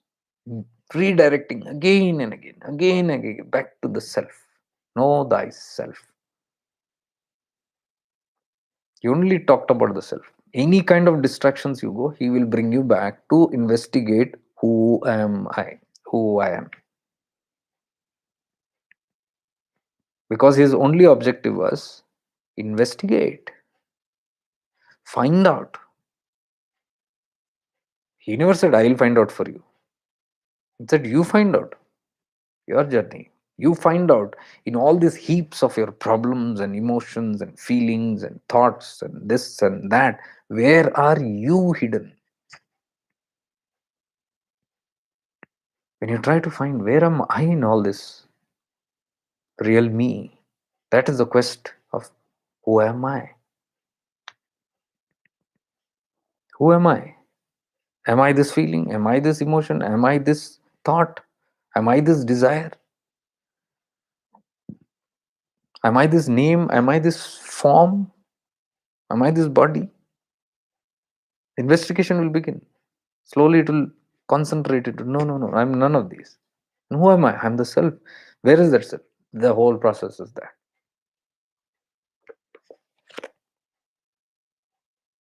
Know thyself. Serious teachings. No bullshitting. To the point. No revolving around anything else. And at this state, you will see that these teachings don't talk to you about health, wealth, success, relationships. All that is ended far behind. All in your Dvaita practices and far behind. Only those who transcend those kind of concepts and philosophies can reach to this quest. And rightly said, when can you reach to this state? When can you transcend all that? How can you transcend all that? You can transcend all that and reach to this quest through whatever you call it as sadhana or aradhana or upasana or tapas or whatever you call that. Japa, bhajan, sankirtan, kirtan, seva, प्रार्थना, पूजा, अर्चना, योग, breath work, mindfulness, blah blah blah. All these things are tools. Tools to transcend that rigidity, that duality. Once you transcend, that is what the yogi told me in Himalayas. सारे साधन ये जितने भी आपको दिख रहे हैं, all these rituals and all this tapasya will lead you only till चित्त शुद्धि. उसके बाद आपकी यात्रा अलग शुरू, अंतर यात्रा सिर्फ वहां तक पहुंचाता है आपको. उसके बाद ये शुरू होता है knowing thyself. And जब यहाँ पहुंचता है आदमी, तब यहाँ घूम के you don't turn and then you say about desire, then you don't talk about relationship, then you don't talk about health, wealth, all that stuff. If you talk that, then you're back into the glamour stuff. You're not transcended it yet. Are you getting this clear? There's a bridge actually. This is the gap that I've always seen very strongly. They mix up these two things in my discretion, in my awareness, and the path that I've followed, in all the contemplation reflections that I've done, and the studies of these mistakes, and the listening from the horse's mouth, from the mystics itself, or their books, or the scriptures, whatever. I have come to this clear cut conclusion that spirituality has two aspects, two segments. One is this duality, one is where the doership is involved, all the duality, doership. Slowly, when you do, and you're undoing in the doing. Lot of karmas and all those things you're undoing. All these are needed because even I did it. It's not that I didn't do it. I did all this. So in the doing, the undoing starts happening, and it thins to such an extent where you start losing the grip on this duality and this doership and all that. You don't forcefully leave it. If you leave it before the fruit ripens, then it's a problem. That is why people quit and take vairagya. They become sannyasis. They become renunciates. Very difficult because the vasanas and the things have still grip. The doership is still holding grip there. And if you forcefully do it, more chances of fall. That is why it is not advised. That is why the Grahastha ashram came into pictures. The rishis devised this. I said before, chance you cannot move into that state of vairagya because you have a lot of vasanas and kamana. Though, so that doesn't mean you can quit your spirituality. You do your spirituality while you are voguing it, experiencing this. So it's like having the best of both worlds. You are neither forcing yourself to something and neither escaping spirituality. Both is happening together. That is where the Grahastha ashram came into picture. But if you don't have clarity, you will miss the boat. And that's what I've seen. All around it's messy. This message, this is not crystal clear that this is just a phase after which you have to move beyond to the state of desirelessness. People attempt to have moksha from this vasana state. In the doership state, there is no moksha. You cannot have. Show me one person, or show me any scriptures, or show me anything, any examples that you can, where a person has got liberated. You might say, no, they are in the grahastha, but there are many yogis who have done it. Many, even I can name. Many mystics are there who are in the family. But look at their charitra, look at their aspects. You might even mention Ramakrishna Paramahamsa. Oh, he was a grahastha. He had a family. He didn't discard anybody. Nisardas Maharaj had a family. Ramana had a family. He had his mother. It's a family. Buddha had a family.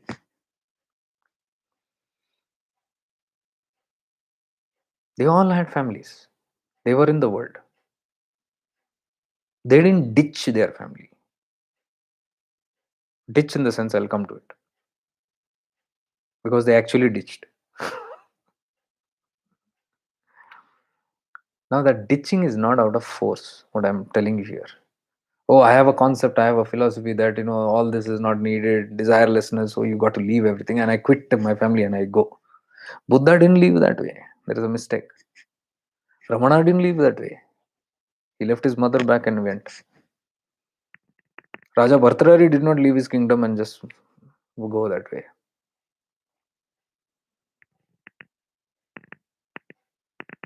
Buddha had reached that state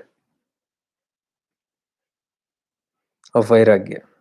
It came naturally to him. When it came naturally to him, he did not do anything by force. It just dissolved. The attachment just dissolved. And when it dissolved, it had no value anymore.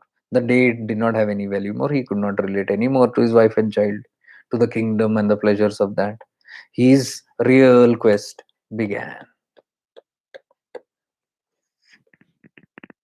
That phase of his grasta ended. Now he was internally transported to that inner. What we are we talking about? Till chitta shuddhi. all the sadhan. So Buddha had already attained all that in the previous lives. Sadhan. Few karmic connections were there. He had to fulfill that. He came, and as soon as that karmic cause and effect, the karmic Rina Bandhan finished with whoever it was, it just casually faded away. And this will happen to everyone on the path, not just Buddha.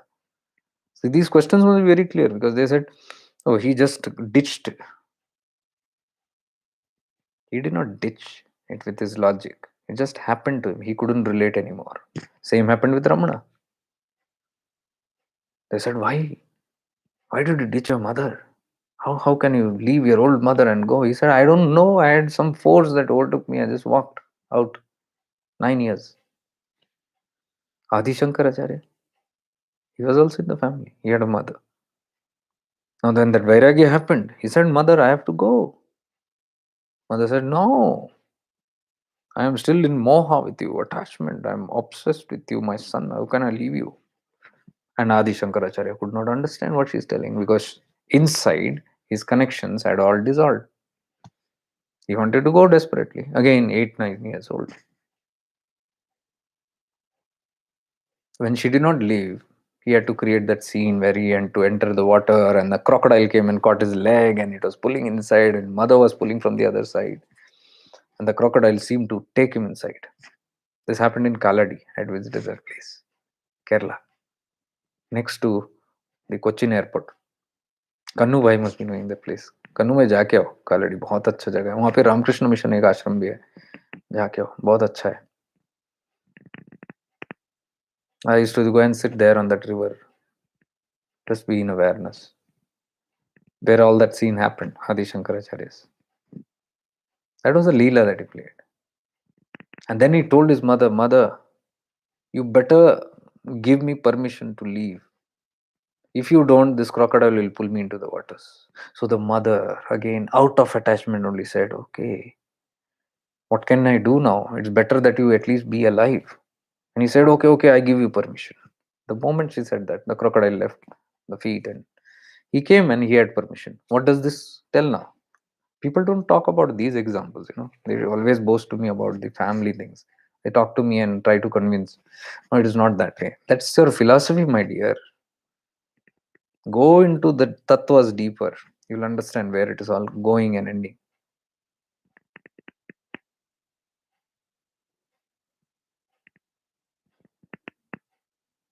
Jesus Christ, at the age of 9, just disappeared one day from his home. And his parents are looking everywhere, here and there. After 3 days, they search, and they come and he's standing in a temple, talking to all the great beings there, the teachers and masters, having great high level of intellectual talks with them. And Mother Mary is like, Where are you? We have been searching from you. What are you doing here? And Jesus says, Why do you search for me? For I am in the house of my Father and I am doing my business. Means I have come to the right place. This is my Father, the Heavenly Father, and I am doing my work here. Why are you so perturbed? Why are you so attached? Now, what is the level of Jesus? He didn't even write a note. Chalo, Gautam Buddha at least wrote a note and left. Jesus even didn't say, he just walked out. What can you say? Was he cruel? No, that vairagya is from inside. Nobody can stop that force. So people get confused within that. Sometimes, you don't have to leave. There, your philosophy is not going to work, my dear. You cannot tell a Jesus, you cannot tell a Buddha, you cannot tell a Ramana, you cannot tell Adi Shankaracharya, no, you should not leave your family. भाषण नहीं चलने वाला तुम्हारा वहां पे. Because they have happened. That has happened to them. Vairagya has happened to them. Because this is the ultimate state of that higher state. This is what Chidakasha Gita is telling. Achieve desirelessness and non-attachment. And here I see the whole system talks about in the family, of the family, by the family. I'm not saying discard your family, but at least have this bodha that, okay, it's a journey that you're going. Okay, you're there with them, but Internal detachment. Larry Masaji was there. He was also a Grasta. If you've heard of him. Yukteswar Giriji's guru and Shishya of Mahavatar Baba. He was a Grasta, but completely detached. Nothing to do. Your philosophies tell me, your means the people who come and preach to me about some principle that they've heard here and there, and then they don't even know the basics. So according to you, you say you've got to take care of the family, you've got to look after them, you've got to do this, do that, do that. The doership. And here is Larry Masaji sitting there meditating all the time. And his wife is telling, you are all the time meditating, who will go and buy vegetables for us? Are you going to starve us to death? And he says it will be taken care of. Why? Because he has reached that state of non-doership. Firmness. It's not just that, he's listened that, oh, I'm not going to do anything, and that's also dangerous. Huh? A lethargic person or a tamasic person might listen to this and say, oh, I need not do anything now, I'll sit in my couch. No. He was aware of what he's doing. His only intention to tell was, I don't have to bother on all these things because I'm taken care of. Ramakrishna Paramahamsa,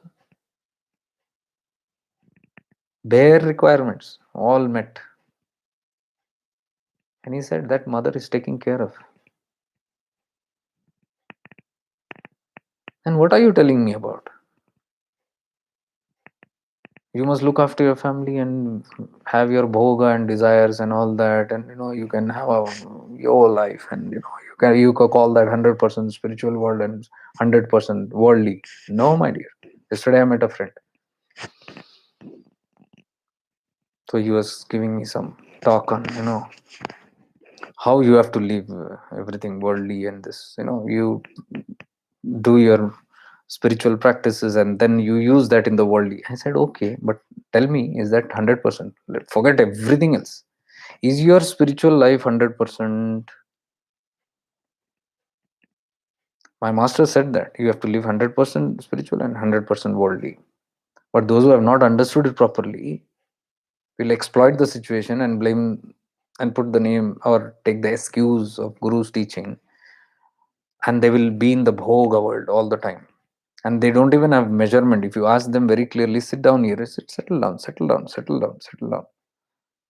Hey, this that's all your philosophy. Settle down, investigate. For a moment, at least settle down. पहले set बैठो तो सही. Not talking about by-hearted teachings. Settle down and find out. Now just tell me how much percent is spiritual in that. Okay, bhoga, fine, fantastic. Have a car, run around, eat around, make merry, dance, be in the family, be with friends. I also do that. But awareness is there and it's balanced. So tell me, what is the balance? Then they sit and think, oh no, spiritual this and all. I did my 1 hour of, okay, 1 hour. What about the 23 is what I'm asking. So you mean to say 1 hour spiritual life and 23 hours of worldly life? So do we call that 100% or it is something like 10%, 90%? They start thinking, oh, that is true. I said, first when you apply it properly, then you can even boast about it. In complete awareness, there is no awareness of what we are doing. And we call that a teaching. That is just your mind giving an excuse to the bhogas, to the desires, to the greed of life. And you're not even noticing it. Now let's come to Ramakrishna Paramahamsa. He was also worldly and he was also spiritual. Let's take his worldly life. His wife. What is the moha? What is the attachment, level of attachment? He called her his mother. Now what? Anand Mahima, the blissful mother, a beautiful mother whose samadhi is there in Haridwar. She features in Autobiography of Yogi. She had a husband too. What was the level? Go and find out. Read it in the Autobiography of Yogi, you will come to know. Grahastha means at one time it all transcends. You don't live your life completely in bhoga even at 70 years, 80 years, and then call that as a teaching. Do you got to be in that? You're not clear. Anyways, coming back to the conformities, this is what happens when you conform to just the principles without having any consciousness in it, no awareness at all. Dry philosophy, dry teachings.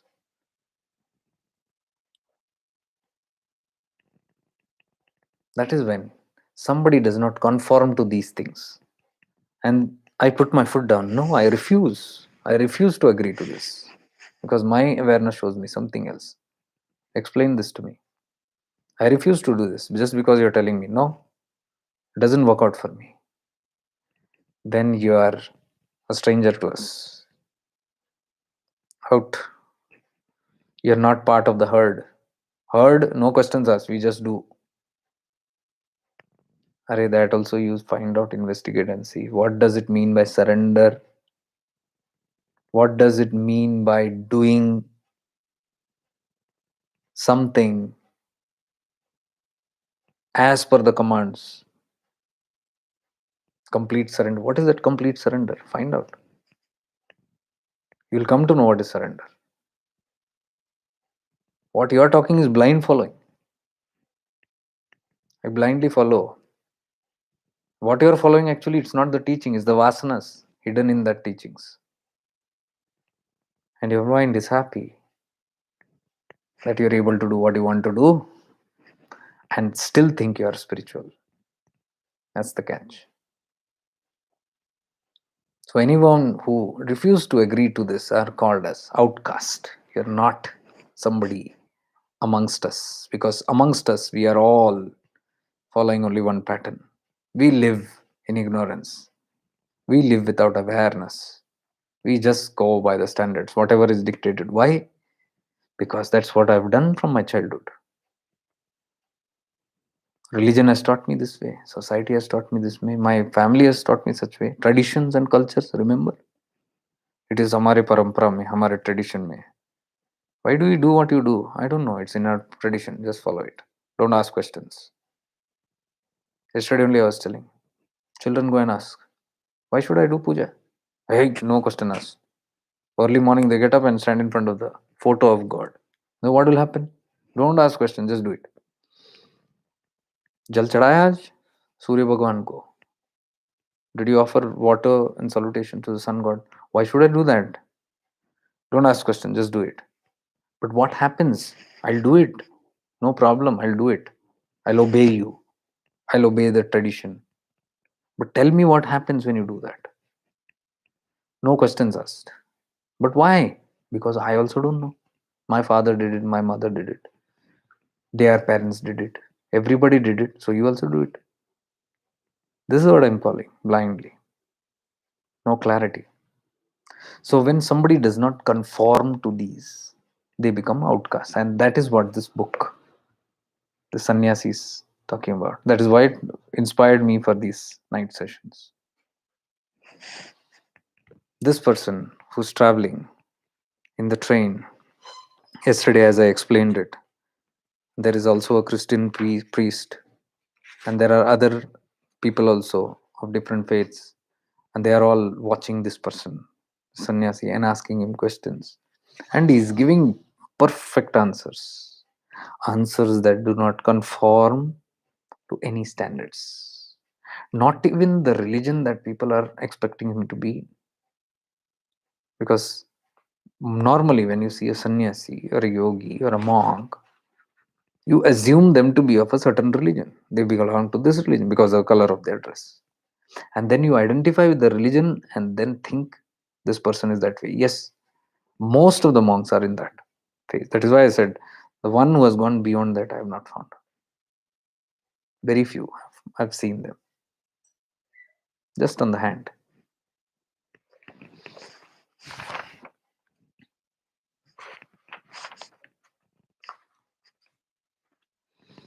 So yesterday somebody asked him about, you must be a Hindu guru or a Hindu sannyasi, and he said no, I do not conform to any religion. And they were shocked. How can that be? We thought you are belonging to some faith at least. How can a person not identify with faith and religion? At least something should be held there to hold on to. And he says,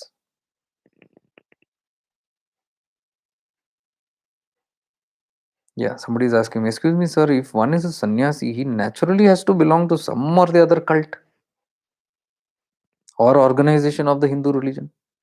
I am myself a Hindu and I am so proud to call myself a Hindu. I do not understand why you're afraid and feeling shy to call a sannyasi and a Hindu. I thought you belonged to the Ramakrishna mission.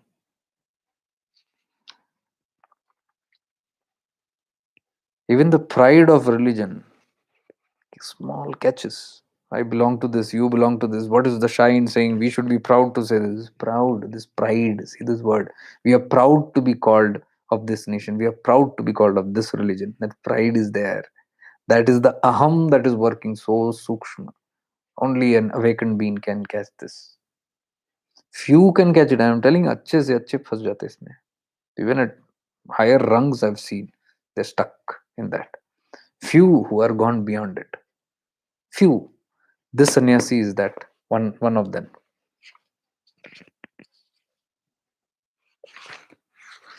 And that is what yesterday I read this.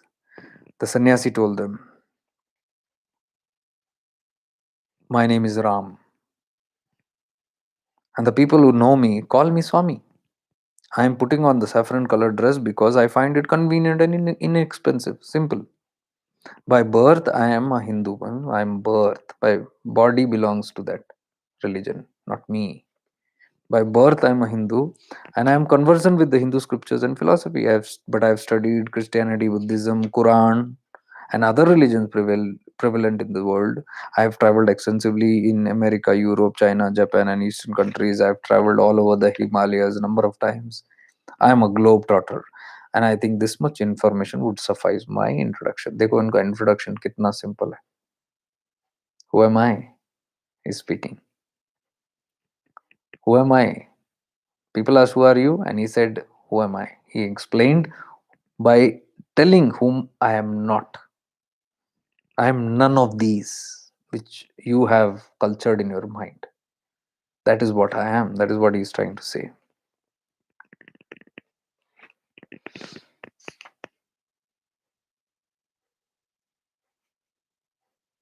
Then he talks about religion and all that. And then the Swami says, religion is to be understood and lived and not propagated.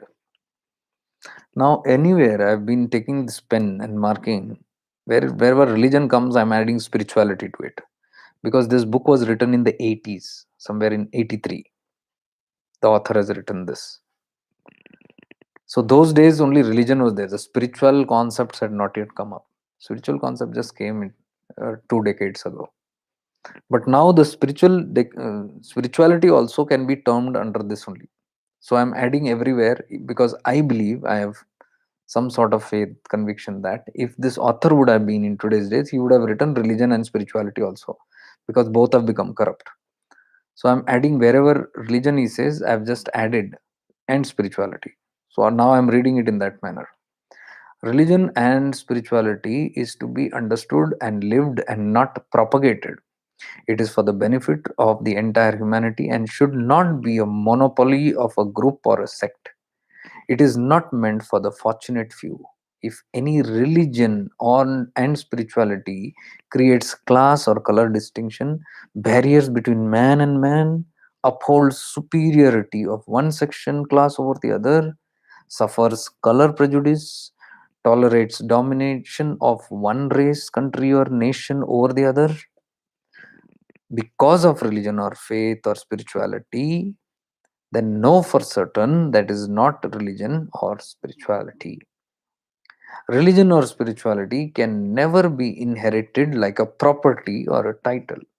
Similarly, it cannot be bestowed upon by a guru, a master, a preacher, or a teacher. It cannot be given or accepted as a gift.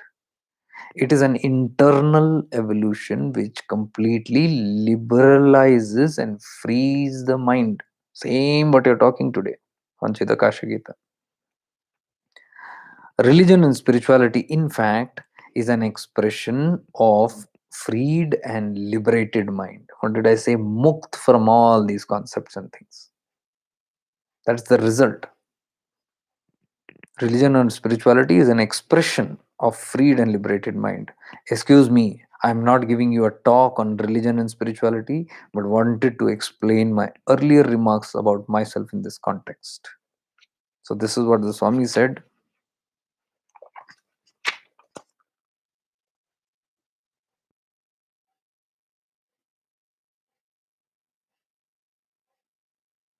And I'm just continuing a couple of paragraphs because I had read this today, and that is how I began this whole session. The whole session is revolving around this only. So when I read this, you will understand it's the same. I'll just continue.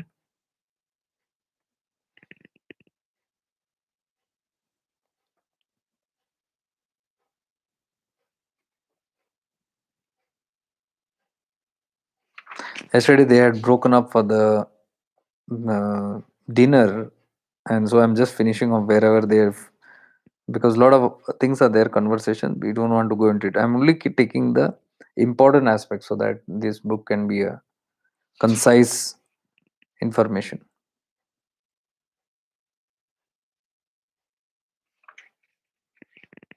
Okay, so after dinner, they sit, and Mr. David, with assumed seriousness, asked, Swami, do you know about astrology?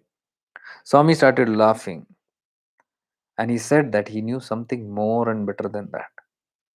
Miss Rose, trying to change the subject, said, Swami, you had agreed to tell us something more important about religion and spirituality and its true concept. We would like to hear your views on the subject.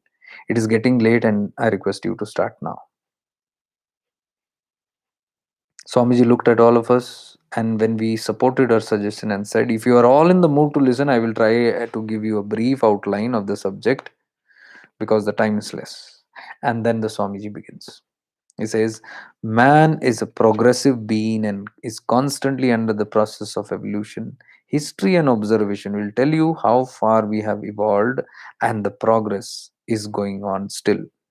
Looking back, you will find that we have already made tremendous progress, and we are proceeding and advancing further with terrific speed into regions known as well as unknown. Scientific inventions and discoveries of the laws of nature are really praiseworthy. They have definitely added to the comfort of man and expanded his outlook on the working of nature. These external attainments, if you observe, are due to the internal evolution that is taking place in man from day to day. This internal evolution has brought about a change in the economic, political, and religious thoughts of the modern man, which cannot escape your attention. The former values of life have undergone a drastic change and is rapidly changing every day. Had this change been healthy or for the better, then there would have been peace and happiness in this world. The evolution is aimed at tranquility, peace, and happiness. But we see the results of evolution quite the other way. Have you ever thought about it? We do not think about it because the progress has, in a way, mesmerized us all. We are eager to take advantage of it to the maximum. There is something like a race, or we are on a spree, as it were. The increasing desire for comfort, ease, and individual sufficiency gives spurt to greed. You're talking about this. If whoever has been from the start till this end in this session will understand it clear. If you cannot understand it, you can see the recording by rewinding it. This has brought about he's talking about greed now. This has brought about materialism, the curse of the day, if I should say so.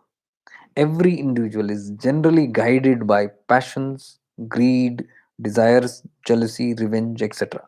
When one sentiment rises, the other becomes dormant. But the rising sentiment grows beyond control, and the others help in its growth, and it becomes as if like a teamwork in an organized conspiracy. So he's telling about the vasanas and passions that will sprout out because in this rise of religion or spirituality, what has been given important is materialism. You can look around. When I call glamour spirituality, glamour means materialism, worldliness. So in spirituality, when too much of worldliness comes in, too much of materialism comes in, then is what he calls as the curse of the day. And he says every individual thus gets generally guided by the passion, greeds, desires, etc., etc., etc. And when one rises, the other is down. When the other rises, this is up. And when the other is up, the rest of the passions fuel it as though it's like a teamwork. He says, organized conspiracy. Then he continues, he says, you will observe that the present growth of materialism is beyond proportion and has subdued all sentiments and feelings. It has risen at the cost of everything. Today, the world has become materialistic, and we have, in a way, accepted it as natural. The effect of materialism is affluence and wealth, and both these things have no satiation point, means no end to it. What Bhagavan Nityananda said, I give, so you come here, you plead for a car, I give you a car, then you want a truck. You come here, I'm homeless, and I give you, I bless you with a home so that you can now sit and get within, but you come next time with a bigger home, asking for a bigger home. I bless you with a child, thinking that okay, you let fulfill your desires with the bhoga, and now at least you can settle with your spirituality, and next time you say, I had a girl child, now give me a boy child. Never ending. So both these things, they have reached to no satiation point, means no end to it, endless loop of desires. Like a cancer, they go on developing at the cost of other human values and every other sentiment in a human being. The acquisition of wealth encourages passions and other basic elements in man, and the zest for it preoccupies man to the extent of forgetting all the finer sentiments with which he is born and endowed by nature. This is what I was telling. When we take the excuse of telling that I deserve to live a worldly life in a spiritual life, but if I don't have enough awareness, he says, the acquisition of wealth encourages passions. Too much of wealthiness and abundance actually encourages the passions and other basic elements in man, means other passions also, and it preoccupies man in that. It keeps him preoccupied in all the time in that thoughts and vasanas. And what will happen?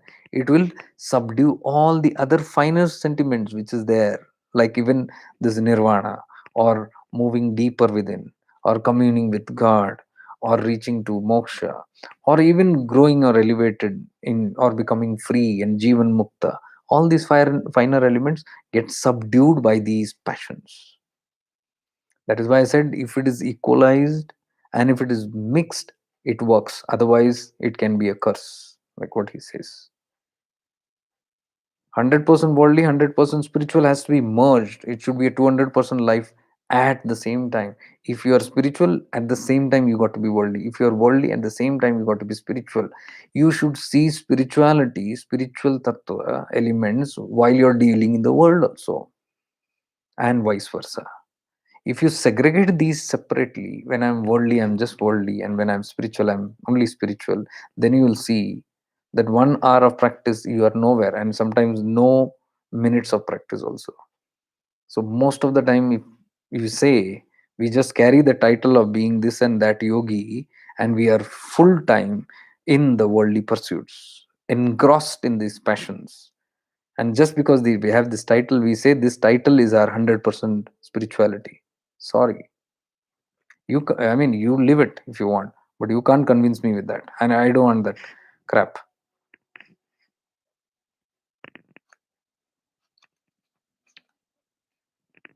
You will thus see that the modern man is fast losing faith in God.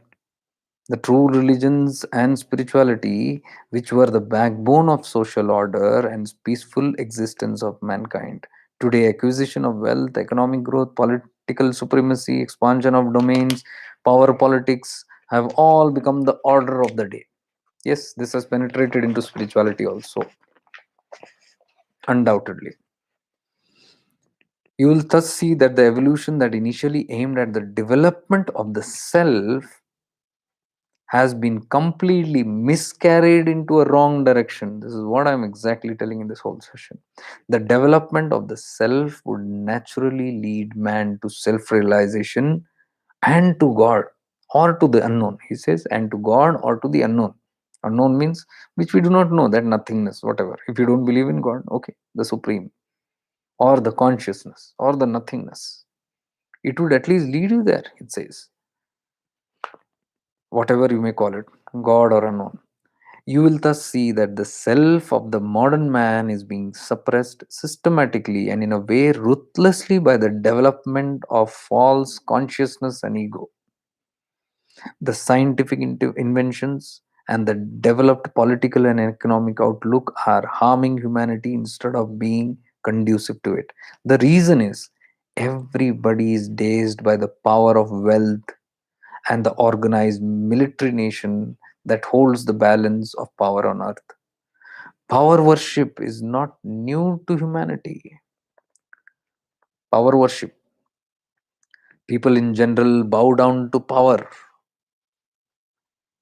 either for selfish motives or out of fear. Perfectly what I'm saying, what I've been saying since yesterday.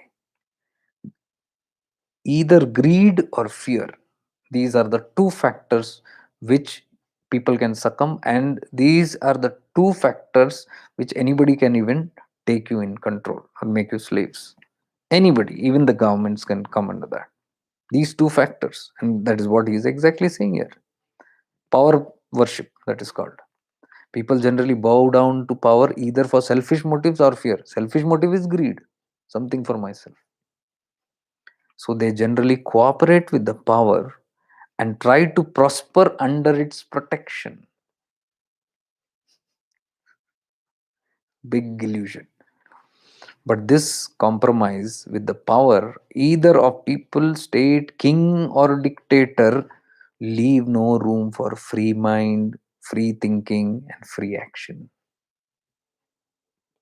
So, in this entanglement, this compromise that one does with the power worship, either of people or to the state or to the king or to the politics or to the government or to the dictator, when you do this, it leaves no room for free mind, free thinking, and free action. What is free mind? What we are talking about? Complete freedom.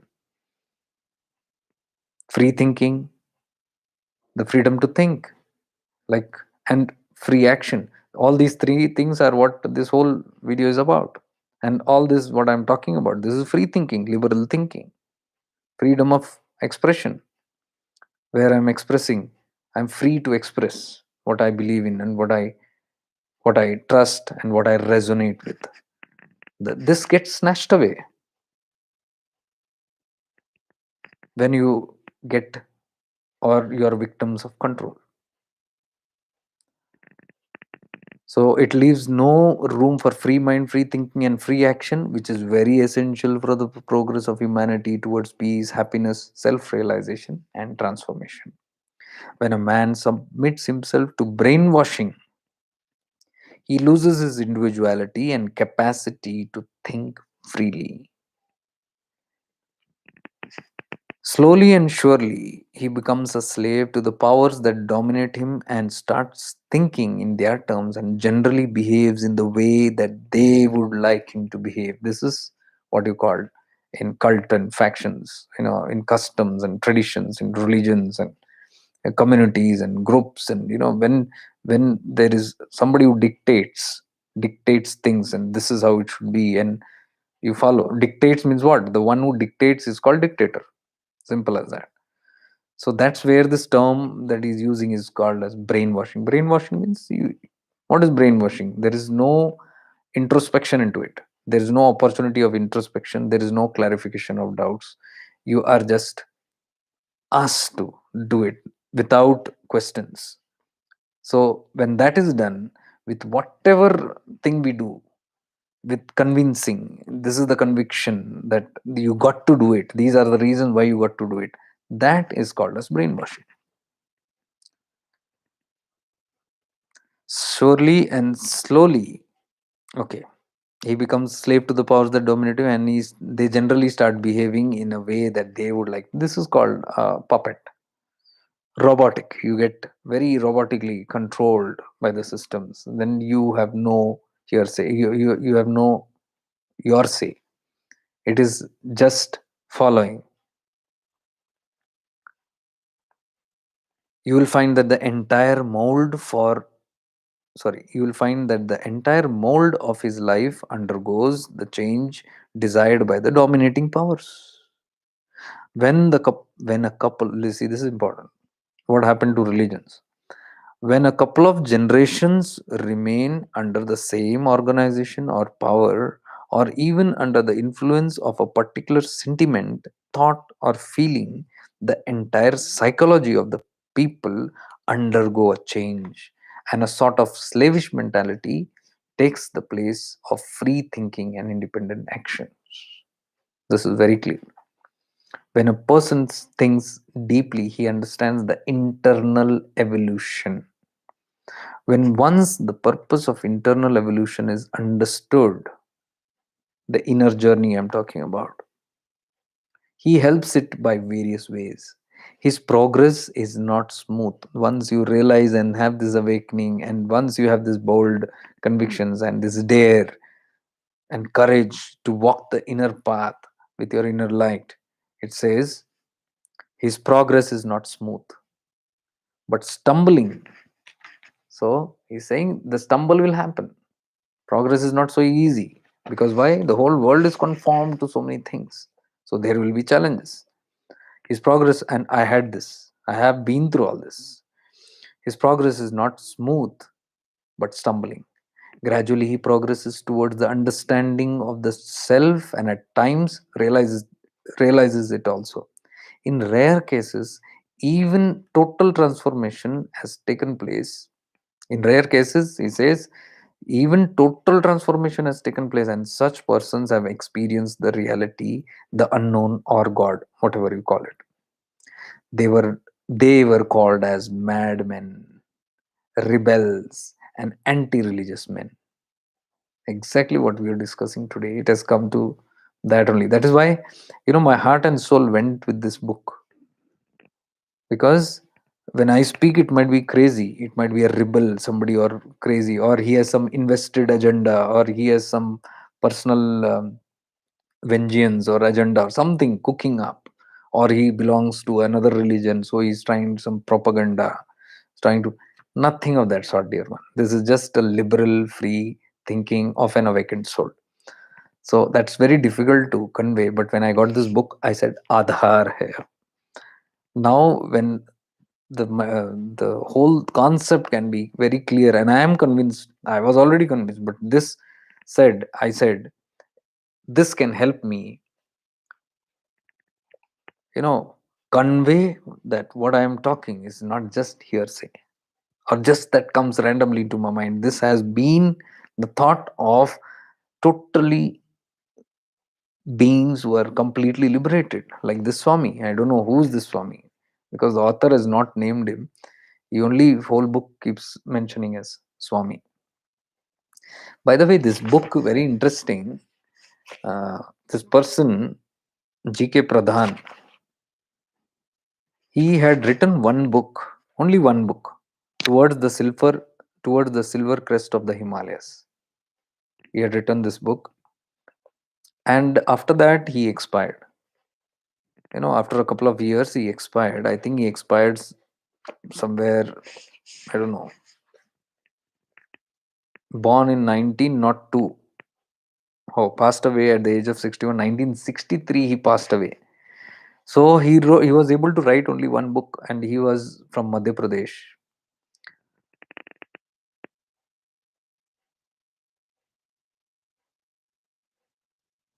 Okay, I'll just read this. See the tattva, because this book, the author is coming. Author also looks very much in coat suit boot. As I told you, there are many enlightened beings who walk in this plain clothes also.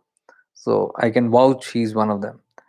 So he says Sri Pradhan had recorded this book, the discussions he had with the fellow spiritual seekers, with the master whom he terms as Swamiji.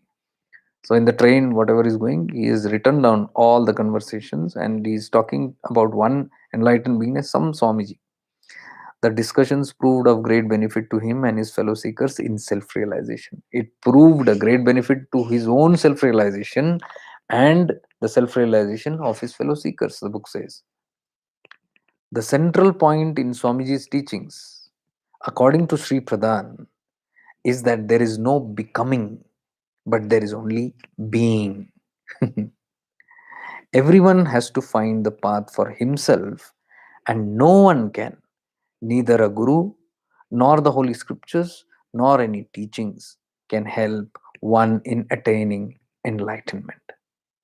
The scriptures and teachings may be the best pointers to the direction, but the spiritual seeker has to tread the spiritual path alone by himself.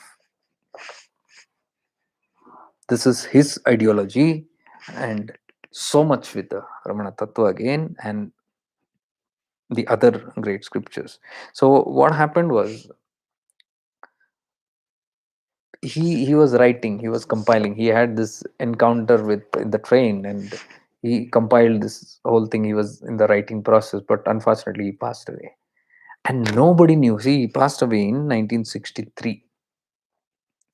Nobody knew about this, but then some certain things happened, and one of his disciple somewhere contacted after 20 years the family of this person, saying that there was something that he was writing, and then they investigated, they searched here and there, and somewhere in 1982 or 83, after 20 years, they found this transcripts that he had written.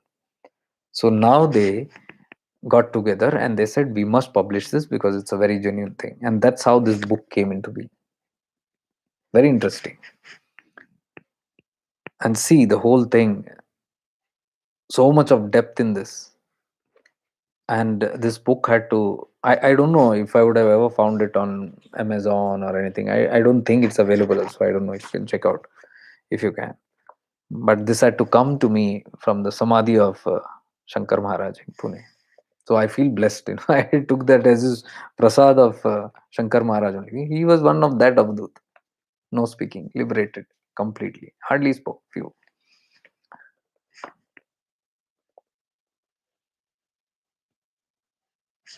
So a little more, I think a page more, and I'll stop. Are you all still awake? I think yes. Some awake here, some awake here. Well, it's nice that you have interest in this. When a man submits himself to brainwashing, he loses his individuality and capacity to think freely. Okay, I have read all this.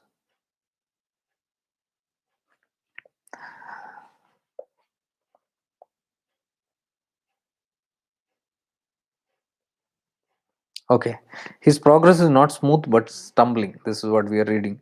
Gradually, he progresses towards the understanding of the self, and in rare cases, even total transformation has taken place, and such persons have experienced the reality or God. These were the people who were called the madmen, the rebels, the anti religious men, because they did not think with the organized state of the mind of society. Conformism again. They believed only in the paramount power of God and His will supreme. जिस विधि राखे उस विधि रहिए, तेरी रजा में मेरी रजा. What Jesus said, thy will be done. That same, teri raza mein meri raza. That is what he is saying here. Supreme will. My guru used to say, Jo Shivagya. whatever the supreme will. Social and political will, the desires and dictations of the ruling class, whether organized or dictated, were considered by them as the outcome of feelings, sentiments, ambitions, and hence crazy or short sighted. As they progressed, means who? The seekers.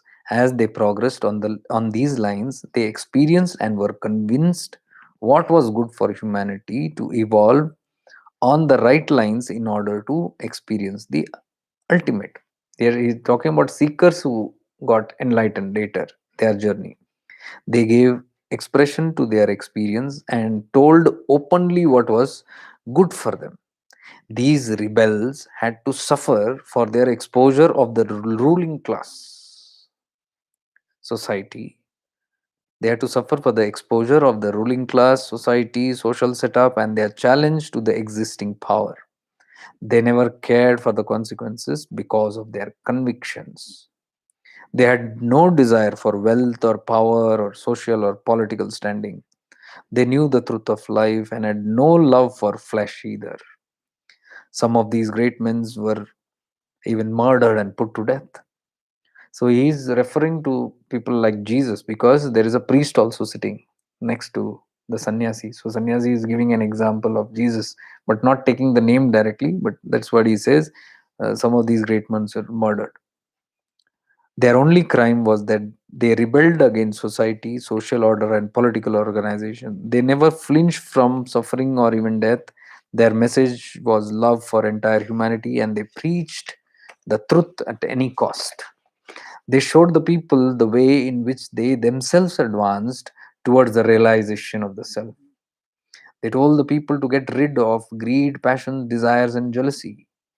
Anybody, they said, who is free from all this would definitely realize the self and proceed further towards transformation and experience of God or the unknown. Their hearts bled at the helpless condition of humanity in the hands of and at the mercy of the ruling class and the religious and spiritual heads who wielded equal or even more power in the masses. The so called realized souls or masters, whatever you may call them, strived their best to convince the masses that identification, conformation, wow, this word is come here, that identification, conformation, sanction, and following of any principles, whether political or religious or spiritual, only enslaves the mind and free thinking, and the liberation of mind becomes impossible. Their only aim was to liberate the mind, realize the self, and help the evolution towards transformation. They were convinced that it was the only way to attain peace and happiness. They never thought for a moment to start any new religion or shackle the people into fetters of any organization, either in the name of religion, spirituality, or government. They were rebels against any organized setup, which in fact is as clear as daylight, and one should not lose sight of it. Their effort was for liberating the entire humanity, irrespective of caste, color, country, which also should be noted. These great men, by their own mode of living and behavior, showed how one can progress towards self realization. This was possible because they lived by their own conviction, and there was complete unity between what they said and how they lived. Practice what you preach. There was no room for hypocrisy or falsehood in their preaching and living. In them, we find the universal unity, the unity with the super consciousness. What a tremendous achievement! What stupendous progress! It is no wonder that their names have become immortal in the history of the world. The people like Guru Nanak, Jesus Christ, Sai Baba, and many, many such mystics, Nityananda.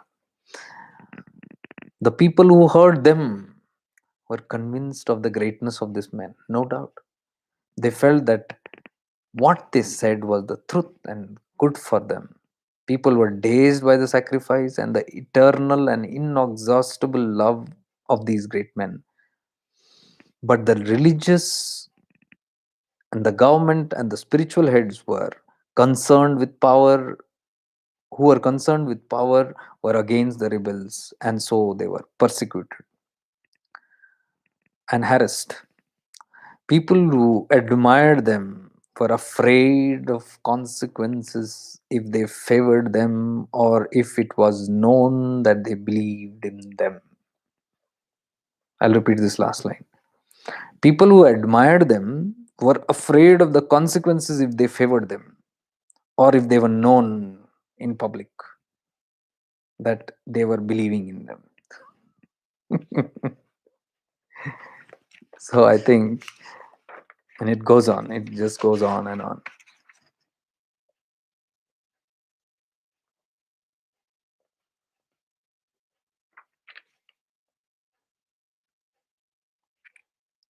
Okay, one more para is there. I'll just finish off this.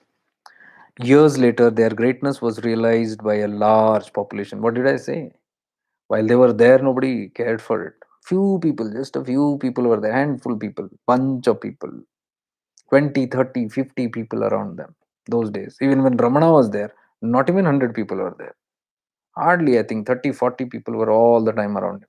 And after he left today, millions. Years later, their greatness was realized by a large population. The people who were associated with them or those who heard them formed themselves a group and started an organization in the name of great souls. So once we adhere to any such great souls, they started their own organization. They decided to spread their message and preachings for the benefit and emancipation of humanity. Here you have to remember one important thing, that the masters or the great men had advanced beyond the regions of their mind. All these great ones, they had realized themselves, and theirs was a complete liberated mind, and as a consequence, they had experienced the unknown or God. The people who had followed them had not attained the status, any status in the line. What we are talking here about, all the great teachers or the masters had gone beyond the mind, and that is why the point from where they were speaking. But those who had not reached or experienced even a bit of it, or not gone completely in alignment with that, were still not able to get it. That is what he said. The people who followed them had not attained any status in the line. They were only followers and admirers of the great men.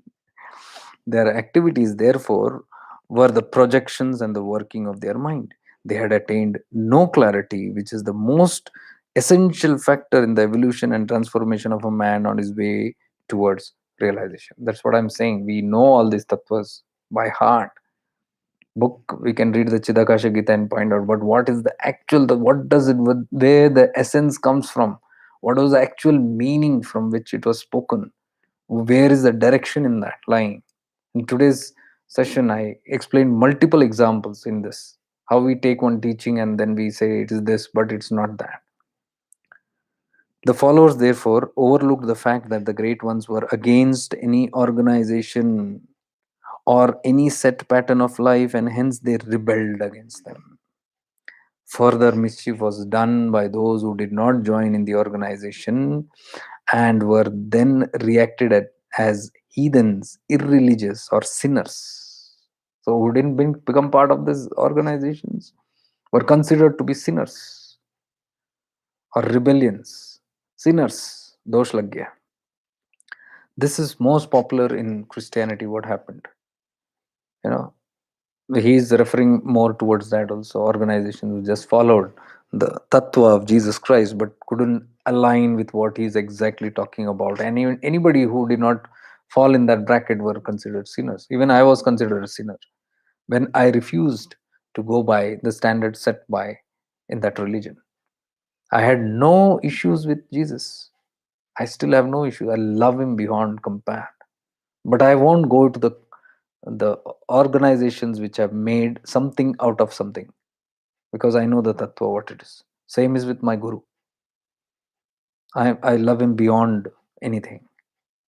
I follow him, but I do not follow any sects or any kind of things that has been associated, because most of the time I'm sitting here and telling it's not what the guru meant. Like one thing I talked today in depth was about 100% this and 100% that, spiritual and worldly. It's not what the essence what is there.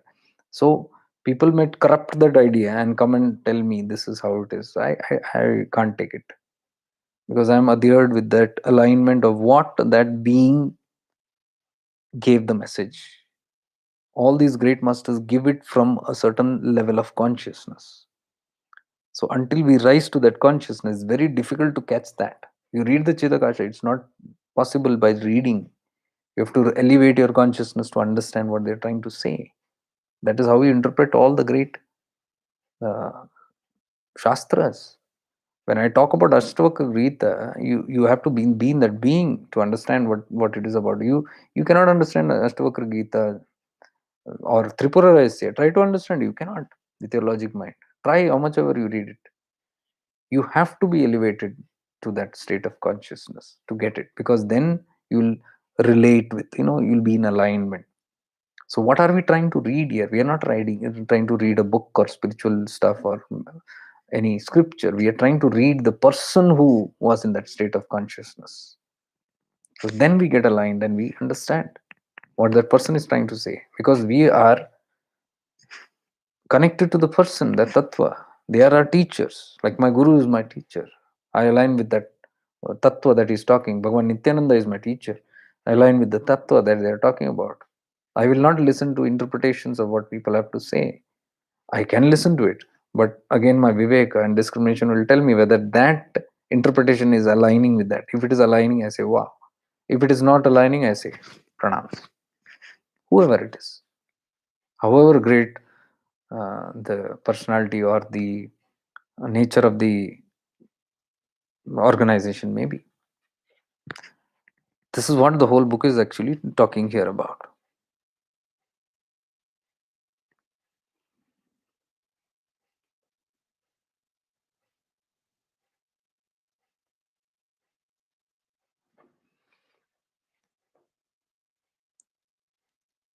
So the so-called followers of the great ones fundamentally differed from them. This is exactly what it's saying. Named their organization and religious and spiritual organizations and isolated themselves from the entire humanity, which was never conceived of by the original great men. So, saying the original great men, the original author did not mean what we have made out of it. There are so many things that these people were beyond. Even Bhagavan Nityananda was not fond of anything. He was not even for the idea of discipleness, because that discipleness is again ego somewhere. He knew it. So he didn't want that. You know, great beings, even when Osho left his body, he did not want, he was telling this should not be made as another religion. Don't make this another religion. He destroyed most of the things that people were getting again in that orthodox fanatical way. Like his chair is there, they started worshipping the chair, they started preserving things of his this, the floor, the marble things were there. And Osho would just say, break this down and build something there. Or his space where he delivered most of his lectures, one of the most profound lectures in high states of consciousness. He said, do some changes there and destroy this and build something there and have this space, which is very important according to them, people, followers. He said, convert that into a storeroom.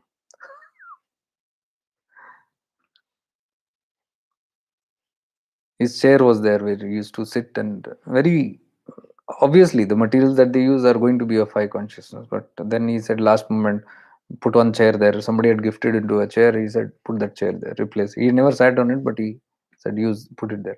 Nobody could understand why he's doing that, because he did not want people to get crazy with orthodox ideas, fanatical ideas.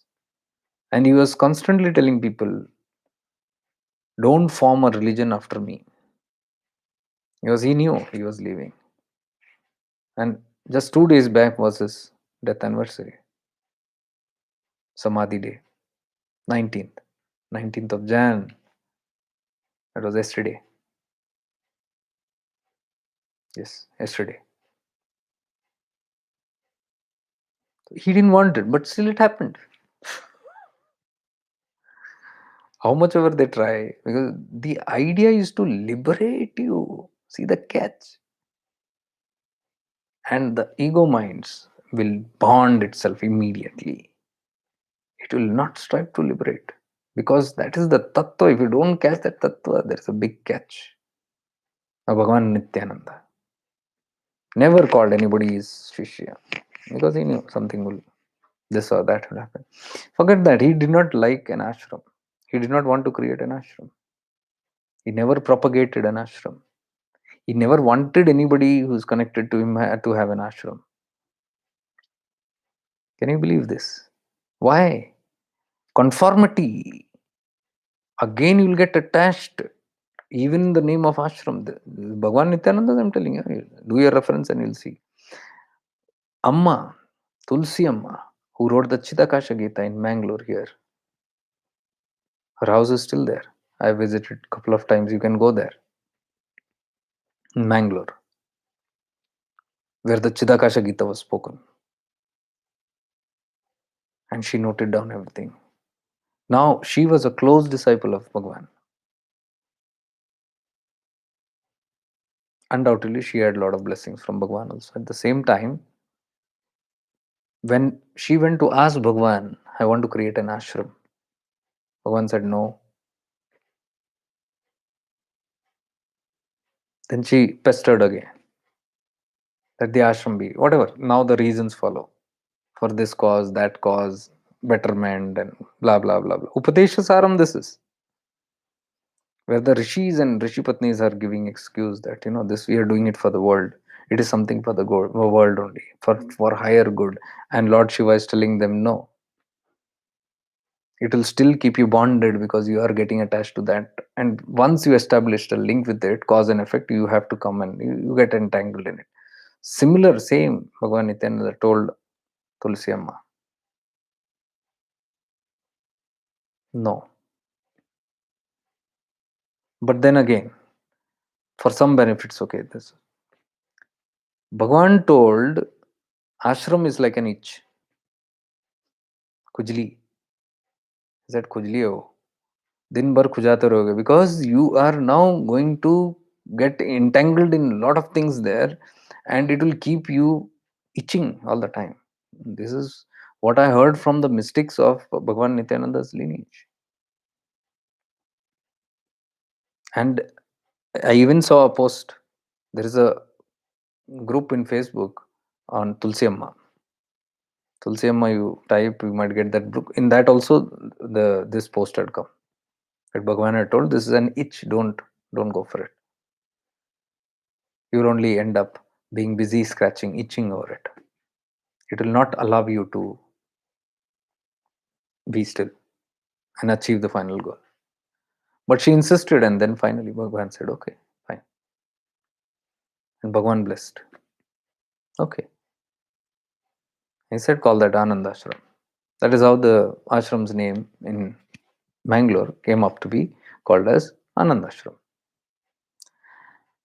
But see, yes, there can be many reasons by the mind. We might say this, we might justify it, whatever. But see, Upadesha Saram goes against it. Still is not in favor of it. And you can see the consequences of what happens. Like if you look at the ashram in Mangalore of Tulsi Amma, today it's nothing. It's just a home, it's a protected space, and that's all that happens. There are no visitors, there is nothing happening from the ashram. It's gone. It's Nityananda's words. It's of no use. Do not do it. But okay, you want to do it. Fine. He agreed. No interference into free will. Okay, fine, and agreed. But they advise and they guide what they have to. Like Lord Shiva can tell the rishis, this you can get stuck in it, and even show an example through the Upadesha Saram. But how much they follow, it's free will. Then Shiva doesn't interfere into that. But the message is clear. These are the deep eternal truths which is so difficult to adhere to. And that is what exactly this book also is talking about. It says the so-called followers of the great ones fundamentally differed from them, named their organizations and religious and spiritual uh, organizations, and isolated themselves from the entire humanity, which was never conceived by the great men. Now, the original great men are remembered as founders of religions which they would have never sanctioned or tolerated. They didn't want it. I say Osho didn't want a religion after him, and that's what happened after him. That also happened. Jesus never wanted a religion. There is nothing called Christianity that Jesus created. Jesus was in the Sanatan mode. Nothing. This is the Sanatan mode, pure Sanatan. Nothing. Adhering to nothing. Nothingness is Sanatan. The infinite nothingness, the void is Sanatan, which doesn't hold anything. That is Sanatan.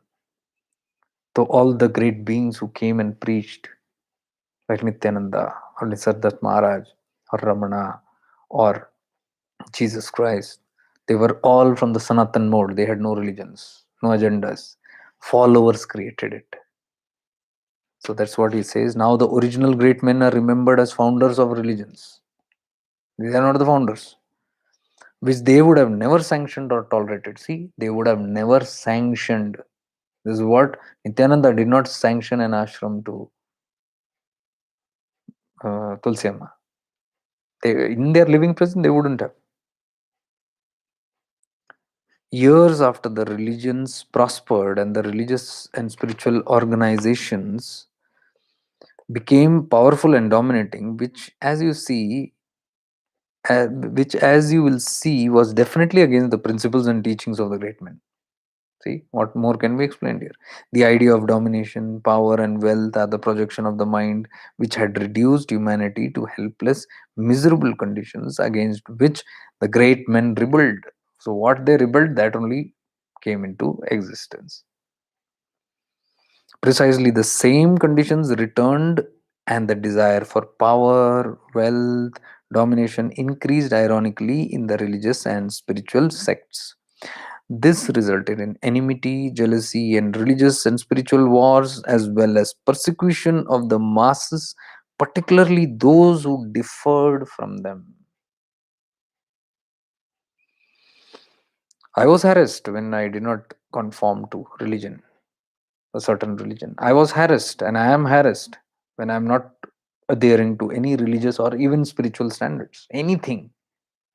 I'm harassed even today for that. By religion and spiritual also.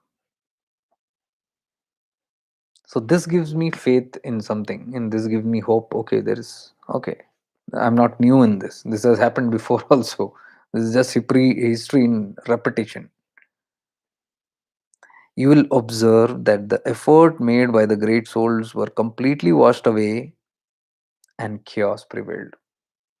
So you can look into all the religions, all the great religions. What is today? It's just chaos. What did what was the message of Rama? Message of Lord Krishna? Message of Jesus? Message of Buddha? Message of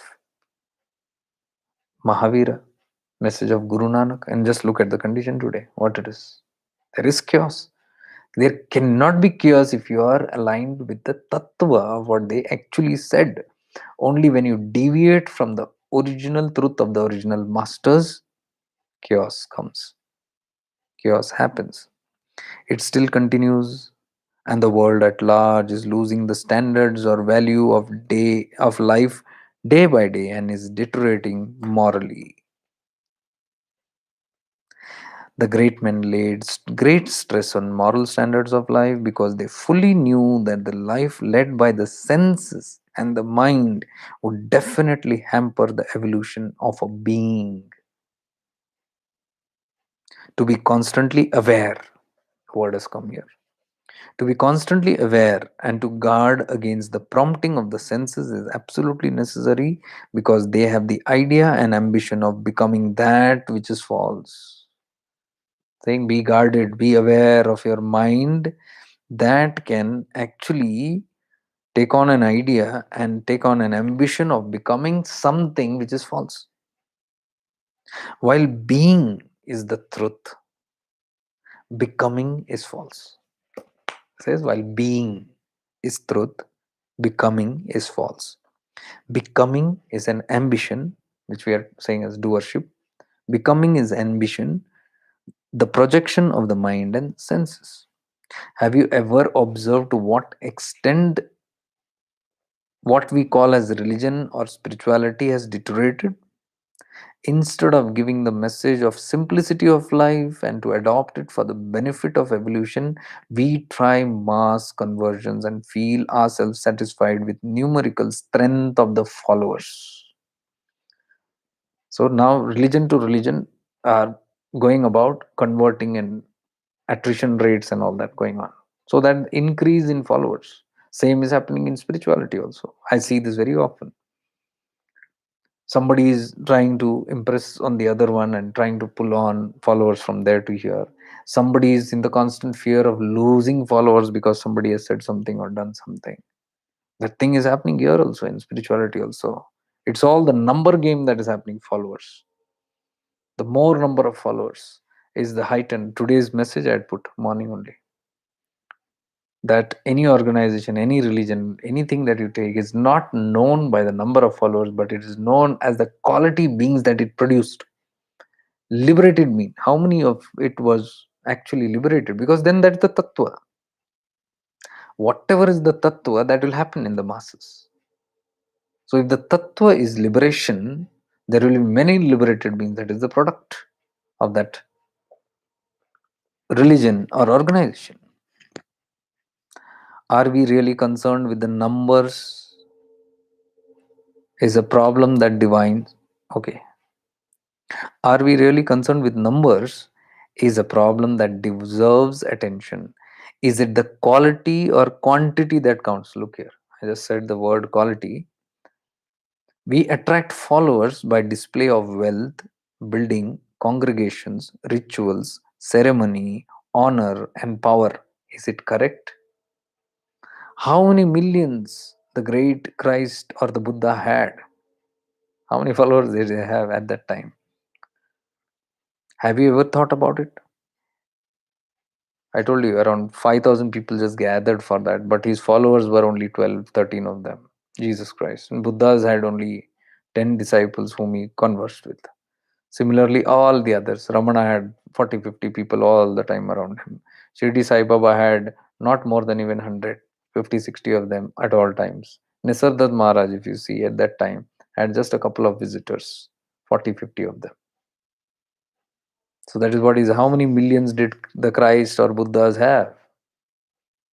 Because that was not, they were not in the number game. Thank God they were not on Instagram, Facebook, and YouTube. Have you ever thought about it? Is God confined to temples and churches? Their love, sincerity, and simplicity of life to the extreme attracted people. Today we are totally bankrupt in all these virtues and hence need splendor and wealth to attract people. Is conversion and following at all necessary for free or true religious and spiritual men?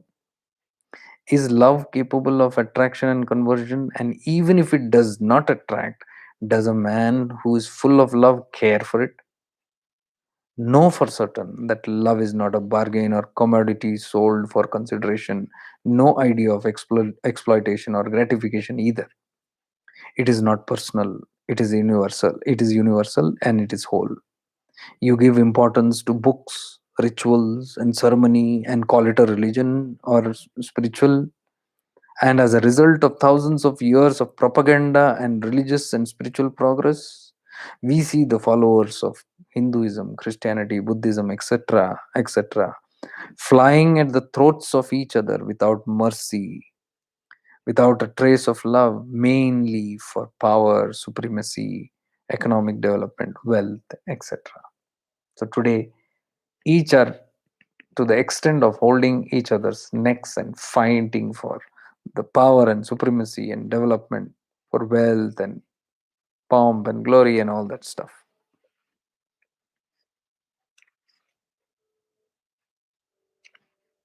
The professional side of business cannot be applied to religion or spirituality. Religious or spiritual propaganda or preaching is not and can never be salesmanship. You are not out to sell religion or spirituality as a commodity. There is no exchange, no expectation or gratification in religion or in spirituality. To be more explicit, he alone can become a preacher who has realized his self, has entered into the garden of peace and happiness, has realized God, and has entered into his domain. You have known by now that books and scriptures do not lead anything or anywhere. They do not lead to anything or to anywhere. They might serve as a reference point to the pilgrims on the way and to those who are treading the path. By themselves, they mean nothing. The picture does not give the experience, so are the books and scriptures. They are quite incapable of doing it. This must be clearly understood and not argued with. And the author is saying there is, the sannyasi here is saying, this is a Swamiji who is talking actually, or Jivan Mukta. He says there is no argument in this. What that books and scriptures and images and forms don't lead you anywhere.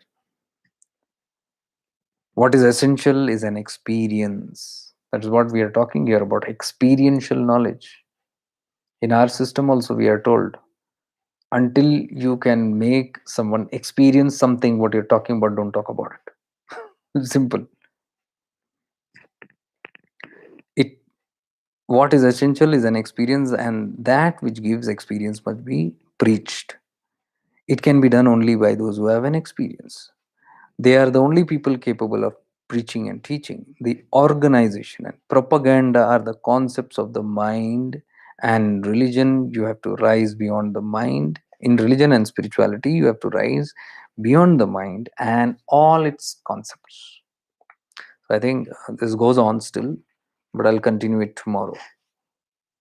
But I think a lot of clarity is there in what we are talking today and yesterday, part 1, and today's part 2. We covered a lot of subjects, and all these adheres to only one thing: aligning with the tattva, aligning with the consciousness, and nothing apart from that.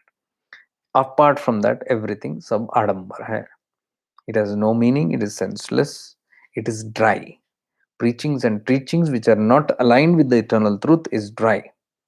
So whenever we talk of any teaching or preaching of any master, any religion, please conform it directly to the highest tattva.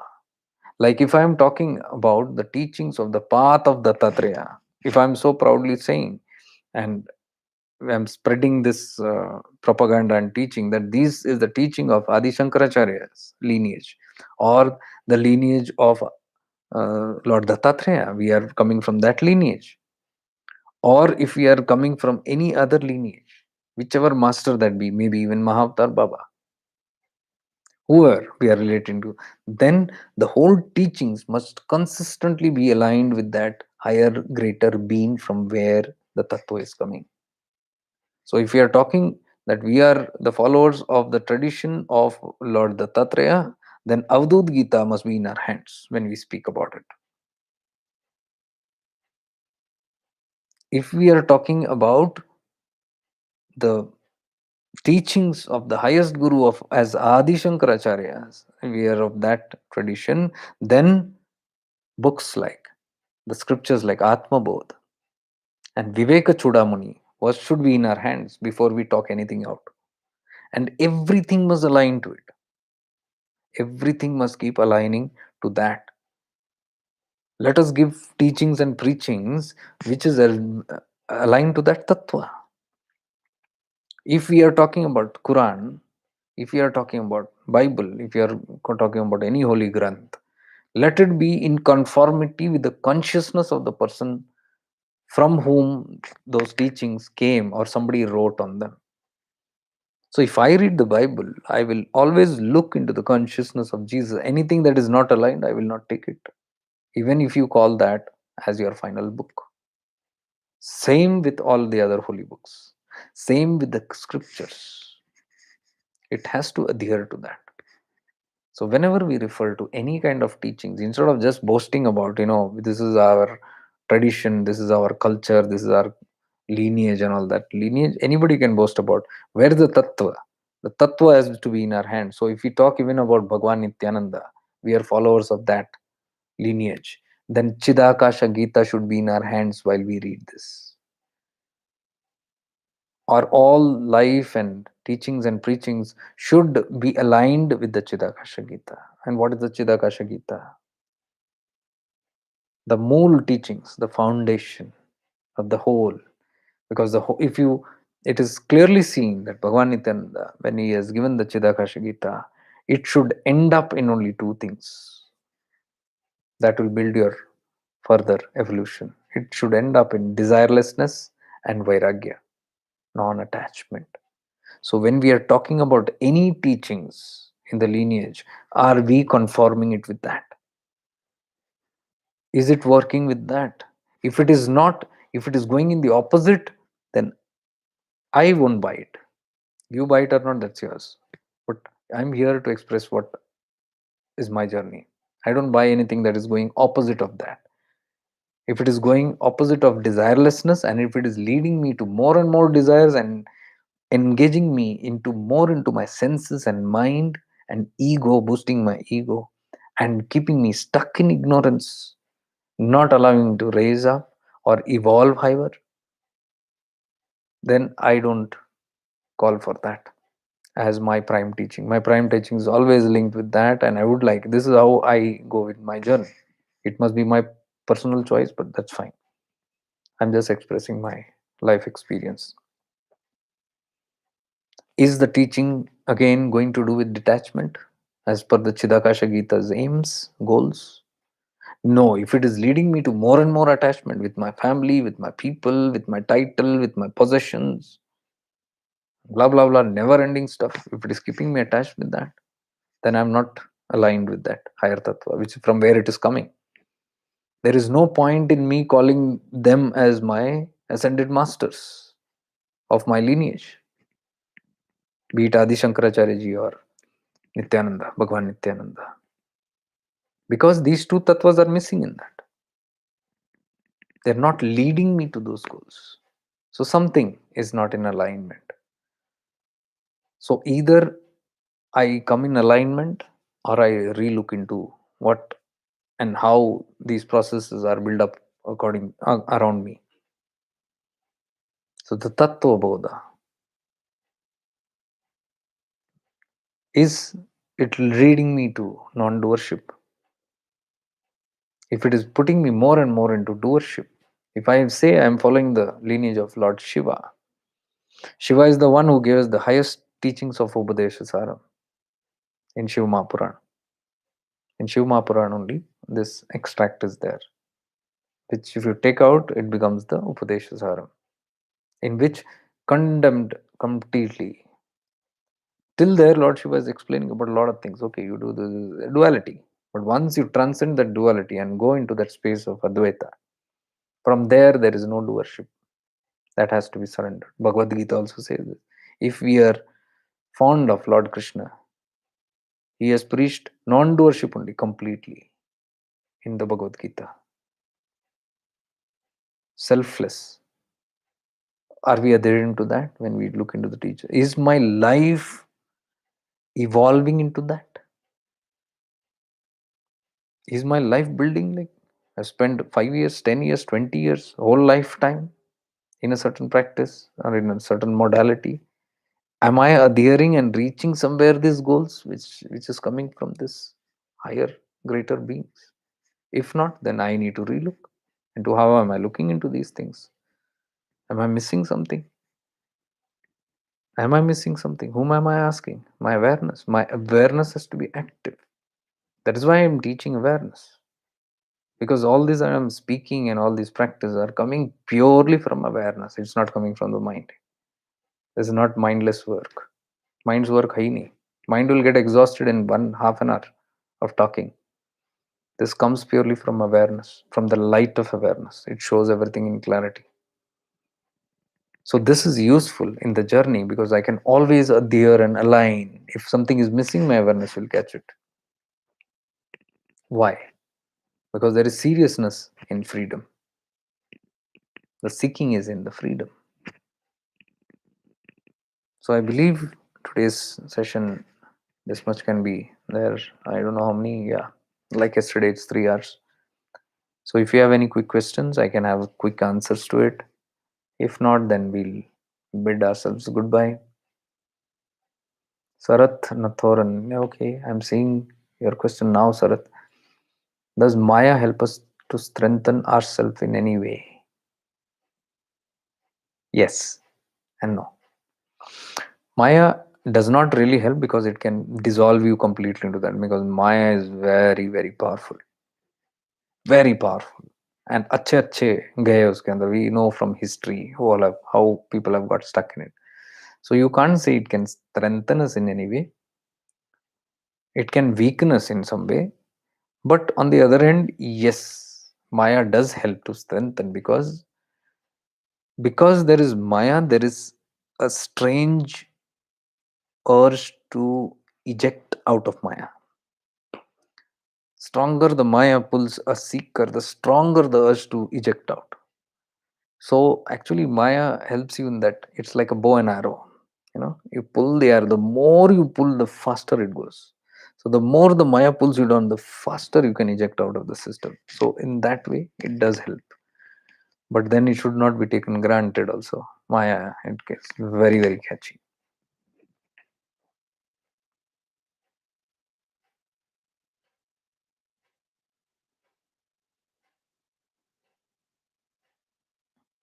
Violet light. Silence is most effective. Words are the lowest mode of communication. How do Shivan? Yes.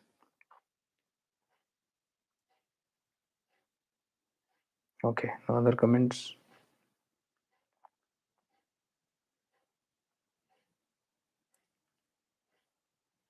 Okay. Fine. Then I think we are done for the day.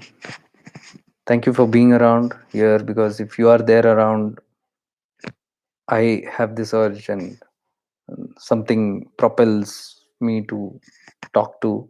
Even if I have one person, it's enough. Like, it will propel. That's how I do. And strangely, this is all Bhagwan Datta's teachings. This is coming from the Datta Guru. And somehow his grace is there. In 2023, we started at the Datta Mandir. And I can see all our travels also are in this Maharashtra, Pune, where all we went. All are the followers of Datta tradition. All is coming from the Datta Guru tradition. Shankar Maharaj, Jangli Maharaj. In Alandi, we went to, sorry, Sant Gyaneshwar, Sant Tukaram. All the Maharashtrian saints are mostly acquainted to that. And of course, I'm going to travel a little more again in Maharashtra in the coming days. And I can see that suddenly it's like, connecting me again to Datta places. I had no idea. We are just discussing and looking into some certain things. And I see that, oh, this is all the Datta Kshetras again. Okay, whatever the divine will. And I think this book also came from people who are following the Datta tradition. So that is why the topics also that we are talking is completely about Avdutas, which is again from the Datta tradition. The retreat that I had in Pune was all about Avdutas, question about Avdutas, and all about their lifestyles. Again, Avdutas, Avduta Gita from the Tatreya tradition. Shabnam, after 20 years, book got published, and after 40 years, it's been read now. How precious and interesting. Yeah. We do not know, because how things work, we do not know. This video that is there is going to remain forever. If I am not here or there, or not there also, it is going to be here. It's going to linger around somewhere. It will catch somebody, and who's supposed to see, this book had to reach in some way. So what I'm talking is elaboration. I'm just reading a couple of pages, but I'm elaborating completely on that. It's very deep, I believe, and that's the how the inspiration came from. These are very lessly widely known books, less popular books. and I have lot of ruchi, lot of interest in reading the rare and unread and unpopular books. That is why the Upadesha Saram was absolutely no one even knows about it. I don't know if anybody knows. Uddhav Gita we spoke about it. Completely not in public, not famous. Read the Uddhav Gita, it is opposite to Bhagavad Gita. Completely opposite. And Ashtavakra Gita. Ashtavakra Gita फिर भी ठीक है. It just talks about your three states of consciousness. Even Tripura essay just talks about the three states of consciousness. Plus one, the Turiya. Four states of consciousness. But wherever Vairagya comes, people are away. And what does this talk, Vairagya? Bhagavad Gita talks about Vairagya. Uddhav Gita talks extremely about Vairagya, extremely giving up everything and reaching desirelessness. Chidakasha Gita talks only about Vairagya and desirelessness, extremely. Ashtavakra Gita talks about Vairagya and non-attachment. Vairagya Shatakam of Raja Bhartaradi extremely talks about extreme Vairagya and non-detachment. Ramana Tattva talks about extreme Vairagya and non-detachment. अब क्या बोलो, बचा क्या है? All these are just pointing to that, and we are sitting here with a little bunch of some teachings. We are sitting and we are hail to that teaching. We are just going on elaborating and emphasizing the ego to take over and go vipreet, opposite to that. And the mind and ego convinces us that this is the truth because that's the comfort where we find.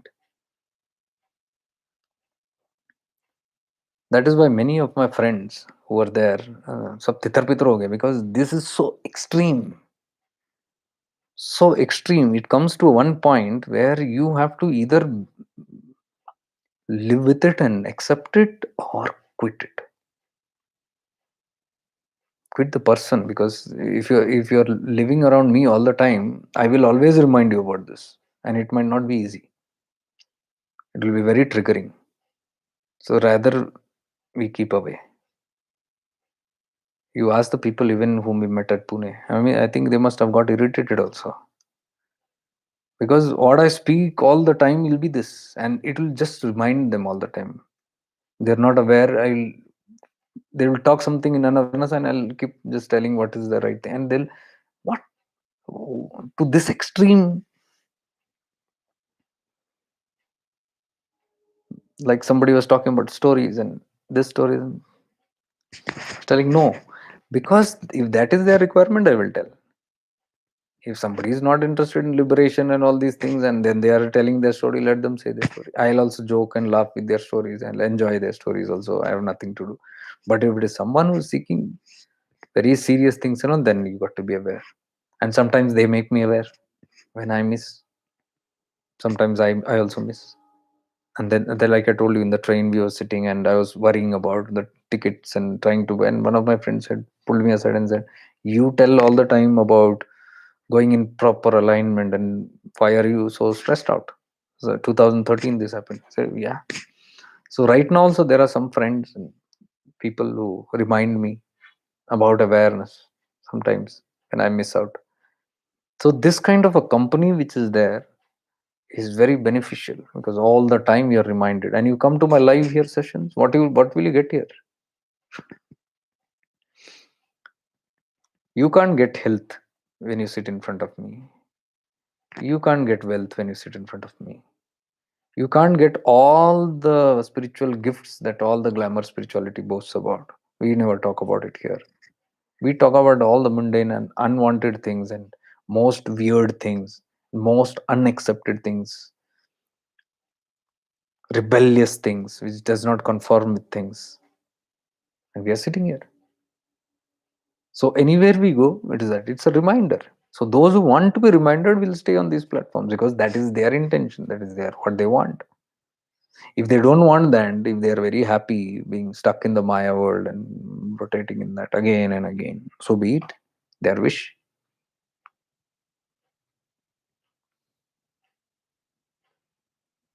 So today's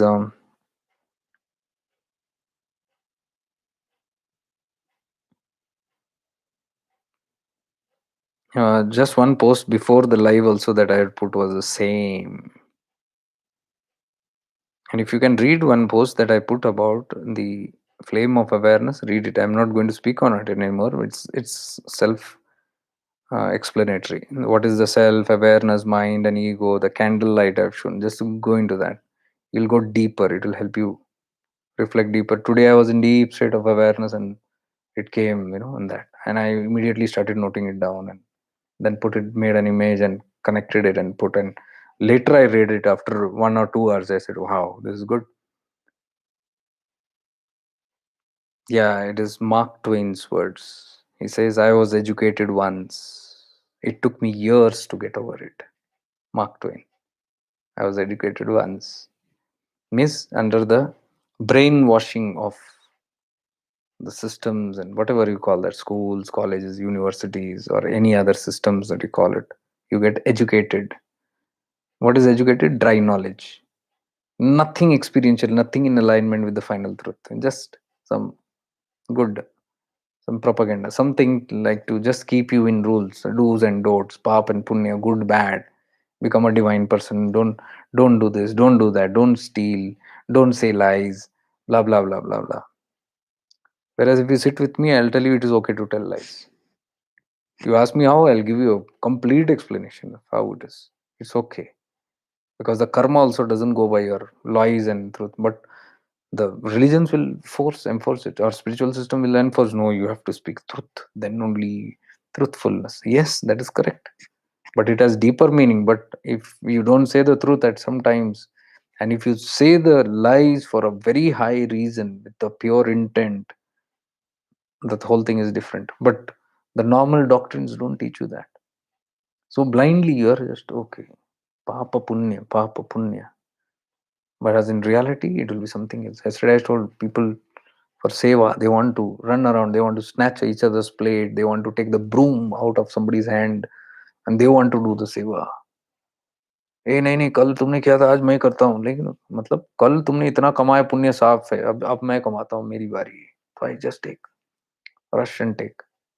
And in that process, I've seen so many people hurting so many beings. ये सब आडंबरों में फंस के they will hurt another soul so badly that they might have got some little tidbits of punya in doing that seva, but I don't know how much pap karma that way, if you see in your language, कितना पाप कर्म लिया किसी का दिल दुखा के, God knows. We don't count that क्योंकि वो उधर नहीं है ना, वो डॉक्ट्रिन्स में वो नहीं है, डॉक्ट्रिन्स में इतना ही है. बट डॉक्ट्रिन्स ने ये नहीं कहा कि छीना झपटी करके करो, जबरदस्ती करके करो. Better to not do it. If we do not know it, better not to do it, because then in doing that, to gain something, we might end up with something that we don't need it.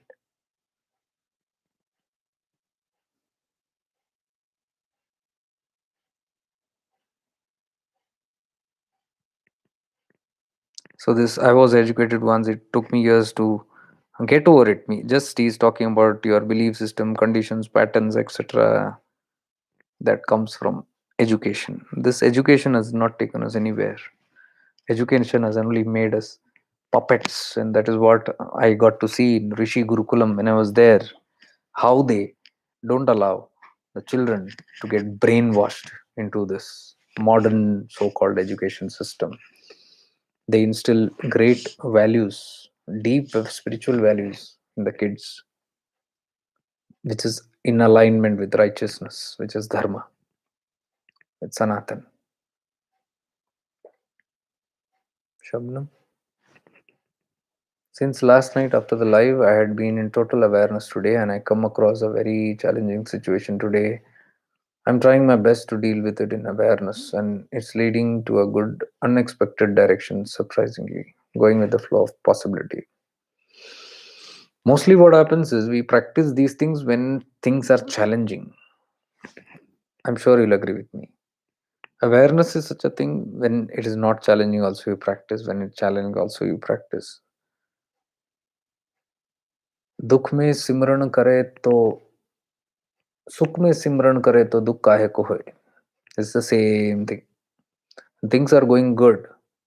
Also, you are aligned with the higher truths. You are living in the certain truths. Most of the time, I have seen when challenges come only, we try to align back. That time we remember, oh, I must have gone down or something like that. Then we try to. It might be challenging at that time because when the practice has not completely taken over us, it can become challenging at that time. So yes, that is why the and sometimes people in search of a desperate search, they end up in my videos. I've seen that also many a times. Many new people also come into these videos or anything, and they write to me, email to me, and all that. I can see that they are desperately searching something, and they come to these videos, and suddenly they realize, oh, there might be a solution here. Because then, by then, they are questioning the deep meaning of life. What is the meaning of life? Because I'm so pissed off now.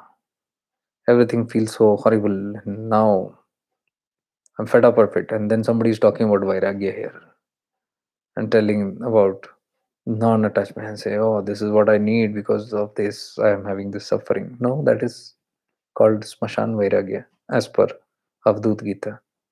When you have problems or when you have a knee jerk reaction, at that time you take the higher teachings as very precious. Suddenly Vairagya will come to you. Your mother said something, your father said something, your child did not give you what you want to give, your husband hurt you, your wife dished you, whatever that reason, suddenly you will get Vairagya. Because the problem is very painful. The problem is painful, then we can associate ourselves with the teachings and justify ourselves. And then we say, best is to get rid of this person, or I get rid myself from this situation. Because this is what the scripture is saying, Vairagya, detachment. So let me detach. And then I take off from there. And when I do that, I have just only adapted to my way of understanding of the scripture, but the scripture says nothing related to this. So this is what I'm saying. If it is just philosophy, it will be very difficult to understand this. One must start living in that awareness, living in complete alignment with that teaching or preaching or that scripture. Then by the time life shows you experiences, you have grilled yourself, you churned yourself using those teachings. And then when it becomes a part of you, then when you apply it, you'll see that there is no need to take off anywhere. Then you will understand that Vairagya doesn't mean, non attachment doesn't mean that you take off from somewhere. You can be there and still be detached. Like Lahiri Mahase, like Ramakrishna Paramahamsa, like Ramana Mahasi. Like so many people, my own Gurudev I've seen. He's there in the world, he's there in the family. Not, he'll be there, he'll be a complete person, he'll be a complete father, complete spouse or whatever. But not entangled in it, stuck or drowned in it.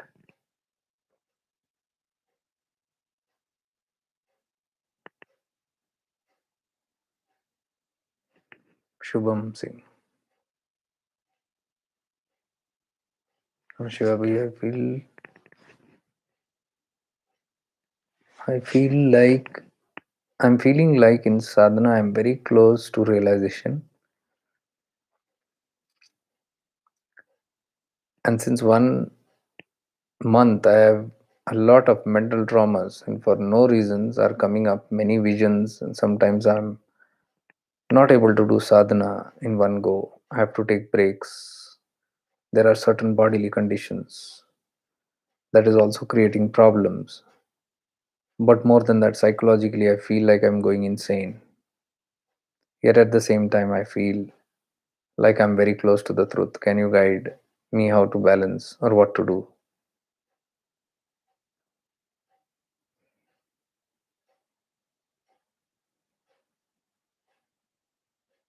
First thing is this idea about realization that can cause so much of stress itself.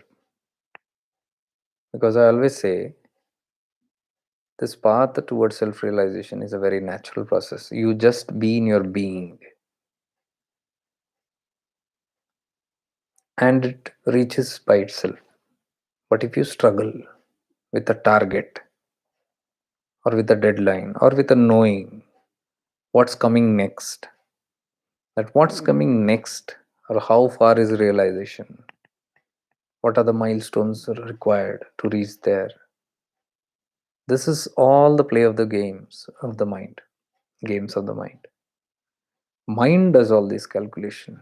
These are all logical stuff, whereas things like unwinding into your own realization, these are very spontaneous and very natural. You will not even have the ounce of expectation of what this is and when it is going to happen. So I would advise not let the mind get too involved in these things, though it can be a symptom of that. But you need not keep a measure about and need not keep a conviction that it's close. It's good to have the knowing that I'm not far from self realization, because as Ramana says, you are already realized. Only some barriers are there that has to be moved. But if when you sink into that, I'm not far, I'm already there in that manner. That doesn't mean an overconfidence that, I'm there. Because the moment if somebody takes this teaching of Ramana as you are already realized, what is there to realize? Then I can say that I'm self realized. And, I have never gone into this terminology where I have to claim something that I'm realized or not realized and all those things. How does it matter? How does it really matter? Self realization. Because when you put yourself into bracket, and today's session is all about not conforming to anything, and it includes this also, because there is a conformity in that also. There might be some certain standards discussed or some symptoms discussed of this. If this happens, then you're self realized. If this happens, you're not. Or to do this, whatever it might be, then you're falling into the bracket of conformism again. Some standards, whereas this path is beyond all standards. You are just being. What did I read? Let me read this for you once again so that it emphasizes just that one line to you.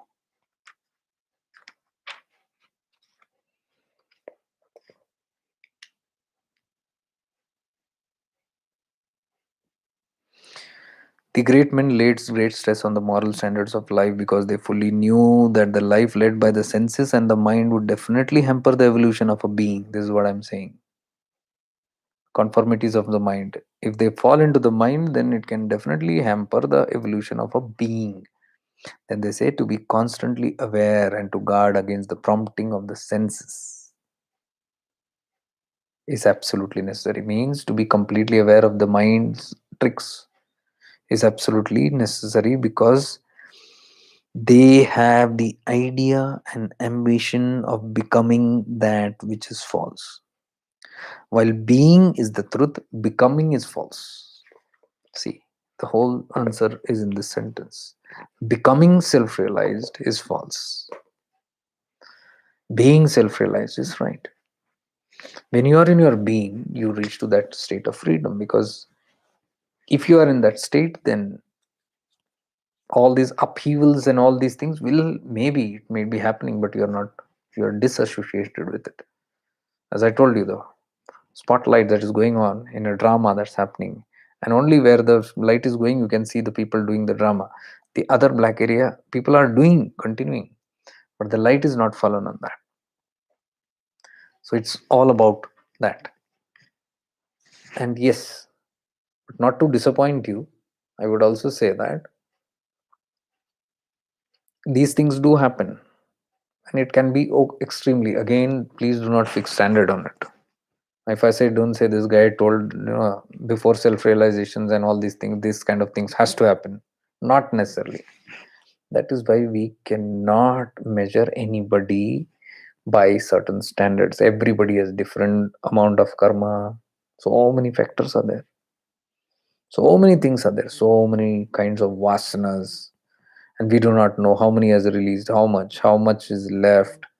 If everything is released, how much of desires are left. If that is also released, how much of past karmas are left. What are the influences of that karma?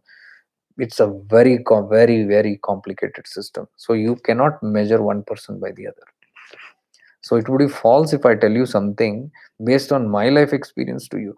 I can tell you my life experience on related to this, but then you should not catch it as a standard, because you might get stuck. Once, when I was going through immense challenges in my life, I was in the working for my guru. That time I was in Delhi, and I was going through a lot of emotional and physical and mental upheavals. So much, and so much of pain and trauma, and not a single moment. But I knew at one end the grace of my master also is flowing. So it was very confusing for me. If the grace is flowing, what is this happening? Flowing, what is this happening? And then I was so fed up, on the verge of giving up. Giving up what? Giving up my quest for liberation. Because I said, this is nonsense. The more I'm trying to move towards liberation and towards self realization, the more challenges and so much vague तरीके से. And it was more overwhelming for me because my master is there. I'm in the vicinity of my master and I'm undergoing this. And when this happened, one day I remember I was not even able to get up from my bed. I had to go to work, the ashram office, and I was lying there, fully fed up, in tears, in pain, psychological, emotional, mental, and physical pain too, and given up even the idea of getting up and going to work. And the phone rings, and I see it's my Gurudev.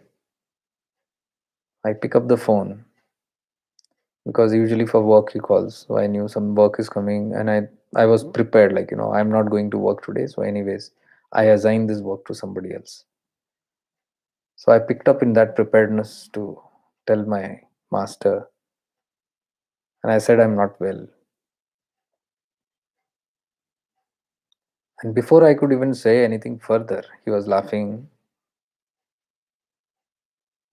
as though mocking me. And that was the heights, because when he laughed, I burst into tears. What else is remaining now? What else is remaining? So, through my tears that was happening, he was just saying, it's okay, don't worry, you're okay. All this happens, he said. And the more he said that, it was so assuring that I was crying.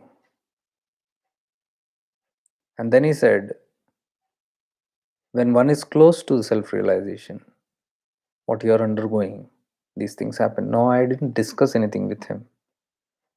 Never did I tell him anything. But somehow he knew about what I'm undergoing, whatever that was I was undergoing. So he was cool, he was relaxed, and he was having a good time laughing about it. And here I was in mess, crying and weeping. The moment he said that word, it was so reassuring that I wept and wept and wept on the phone. And he was only saying, it will be okay, you'll be fine. I said, we have all been through this. Now, I've never shared this before, but I'm sharing it now just because exactly you're talking the same thing. But again, dear one, do not take it as a standard that somebody's experience is your experience. Need not be true also. It may be true, it may not be true also. We do not know.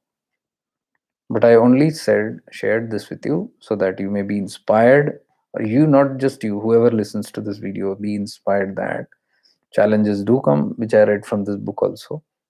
The more you become awakened, the obstacle becomes very, very fast and very hard. So it is all about your persistence. Now, what I can give you the true advice is persistence. If you follow the path of awareness, I always teach that the path of awareness is neutrality. So when you shift into neutrality, you don't go with the highs of life, neither do you fall for the flow of low of life. If you take your any scale, there is polarity up and down. You take even your encephalogram or echocardiogram or encephalogram, it will always be in this mode, ups and downs. What goes up has to come down, the gravity, and the moment it comes down, the force of this will force it up again. Then it will go on up, come down, go on up, come down. You can see those seesaws in the Mela fairs. It all works on that. The whole idea is not to stick with duality, but to stay centered in non-duality, in awareness. When you move away into awareness, you live in the center, neutrality.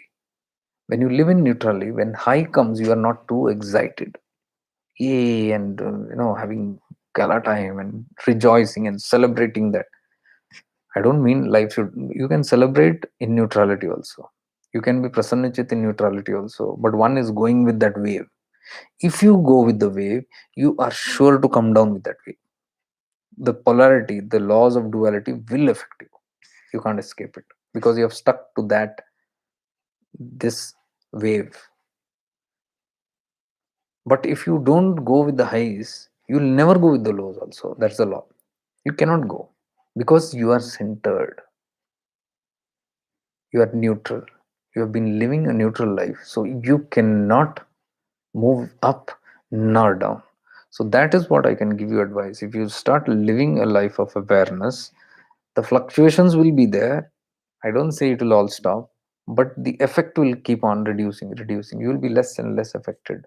And the more you live in neutrality, in the center, less and less effect means less and less attachment to the highs and less attachment to the low. So means you are automatically developing vairagya there, neutrality, because you are not influenced by anything external. You are happy being there, neutral. And neither you are lured by the greed of anything outside. No greed outside. I want this, I want that. And when you don't want it, you're happy just being a neutral, simple life of normalcy, of neutrality. What happens? Desires start automatically falling. So, no desires and no attachment. The tattva of Shidakasha Gita. Again, it comes to that. You establish that just being in awareness. Try to live a life of awareness as much as possible and keep doing whatever you're doing. You said your sadhana is going on. All this is happening because of your mind. You say, see, so many things you show in your message that you're living in your mind. You're not living in awareness. The whole thing shows here. See, you're saying, I am mental trauma.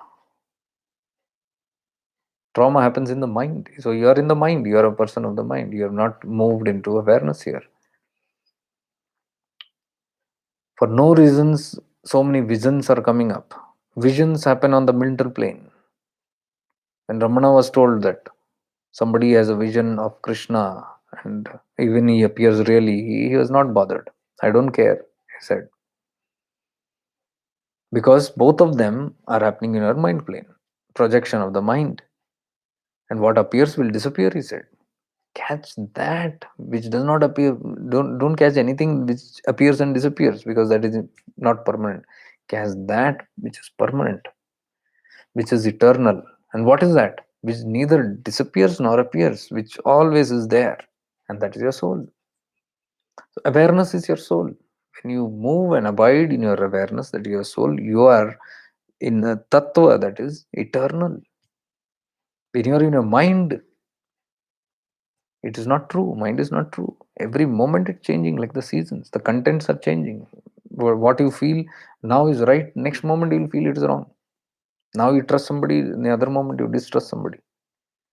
You're happy with someone. Suddenly next moment you can be angry and cruel at someone. The mind.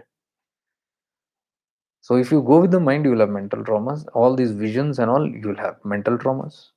It's all coming from there.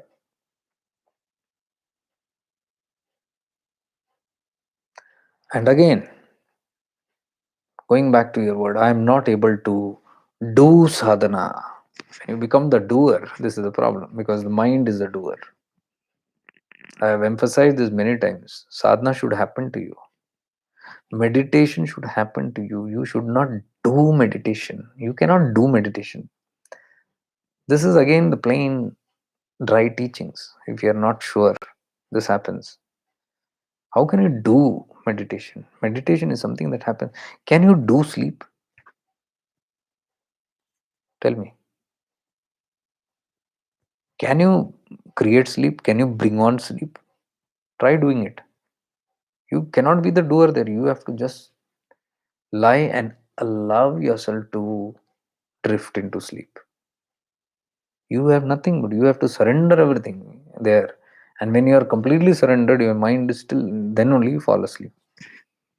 Your body has to be tired, your mind has to be tired, then it, through fatigue, it falls asleep. But you don't create sleep.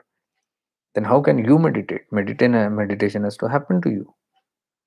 ध्यान होना चाहिए. ध्यान करते नहीं है. Wrong vocabulary. Do dhyana. ध्यान करो. Sadhana करो. Sadhana might need karta. That's fine. Understood. Because all sadhanas are doership only. There's doing in that. But then you can shift into awareness and do that. Even while the doer, like Krishna said, Lord Krishna. Yogas गुरु कर्माणि हमेशा योग की स्थिति में हर काम करते हर कर्म करते भी जुड़े रहो मुझसे means in awareness means your hands can be working but your mind is not fixed on that. Your mind is fixed in awareness.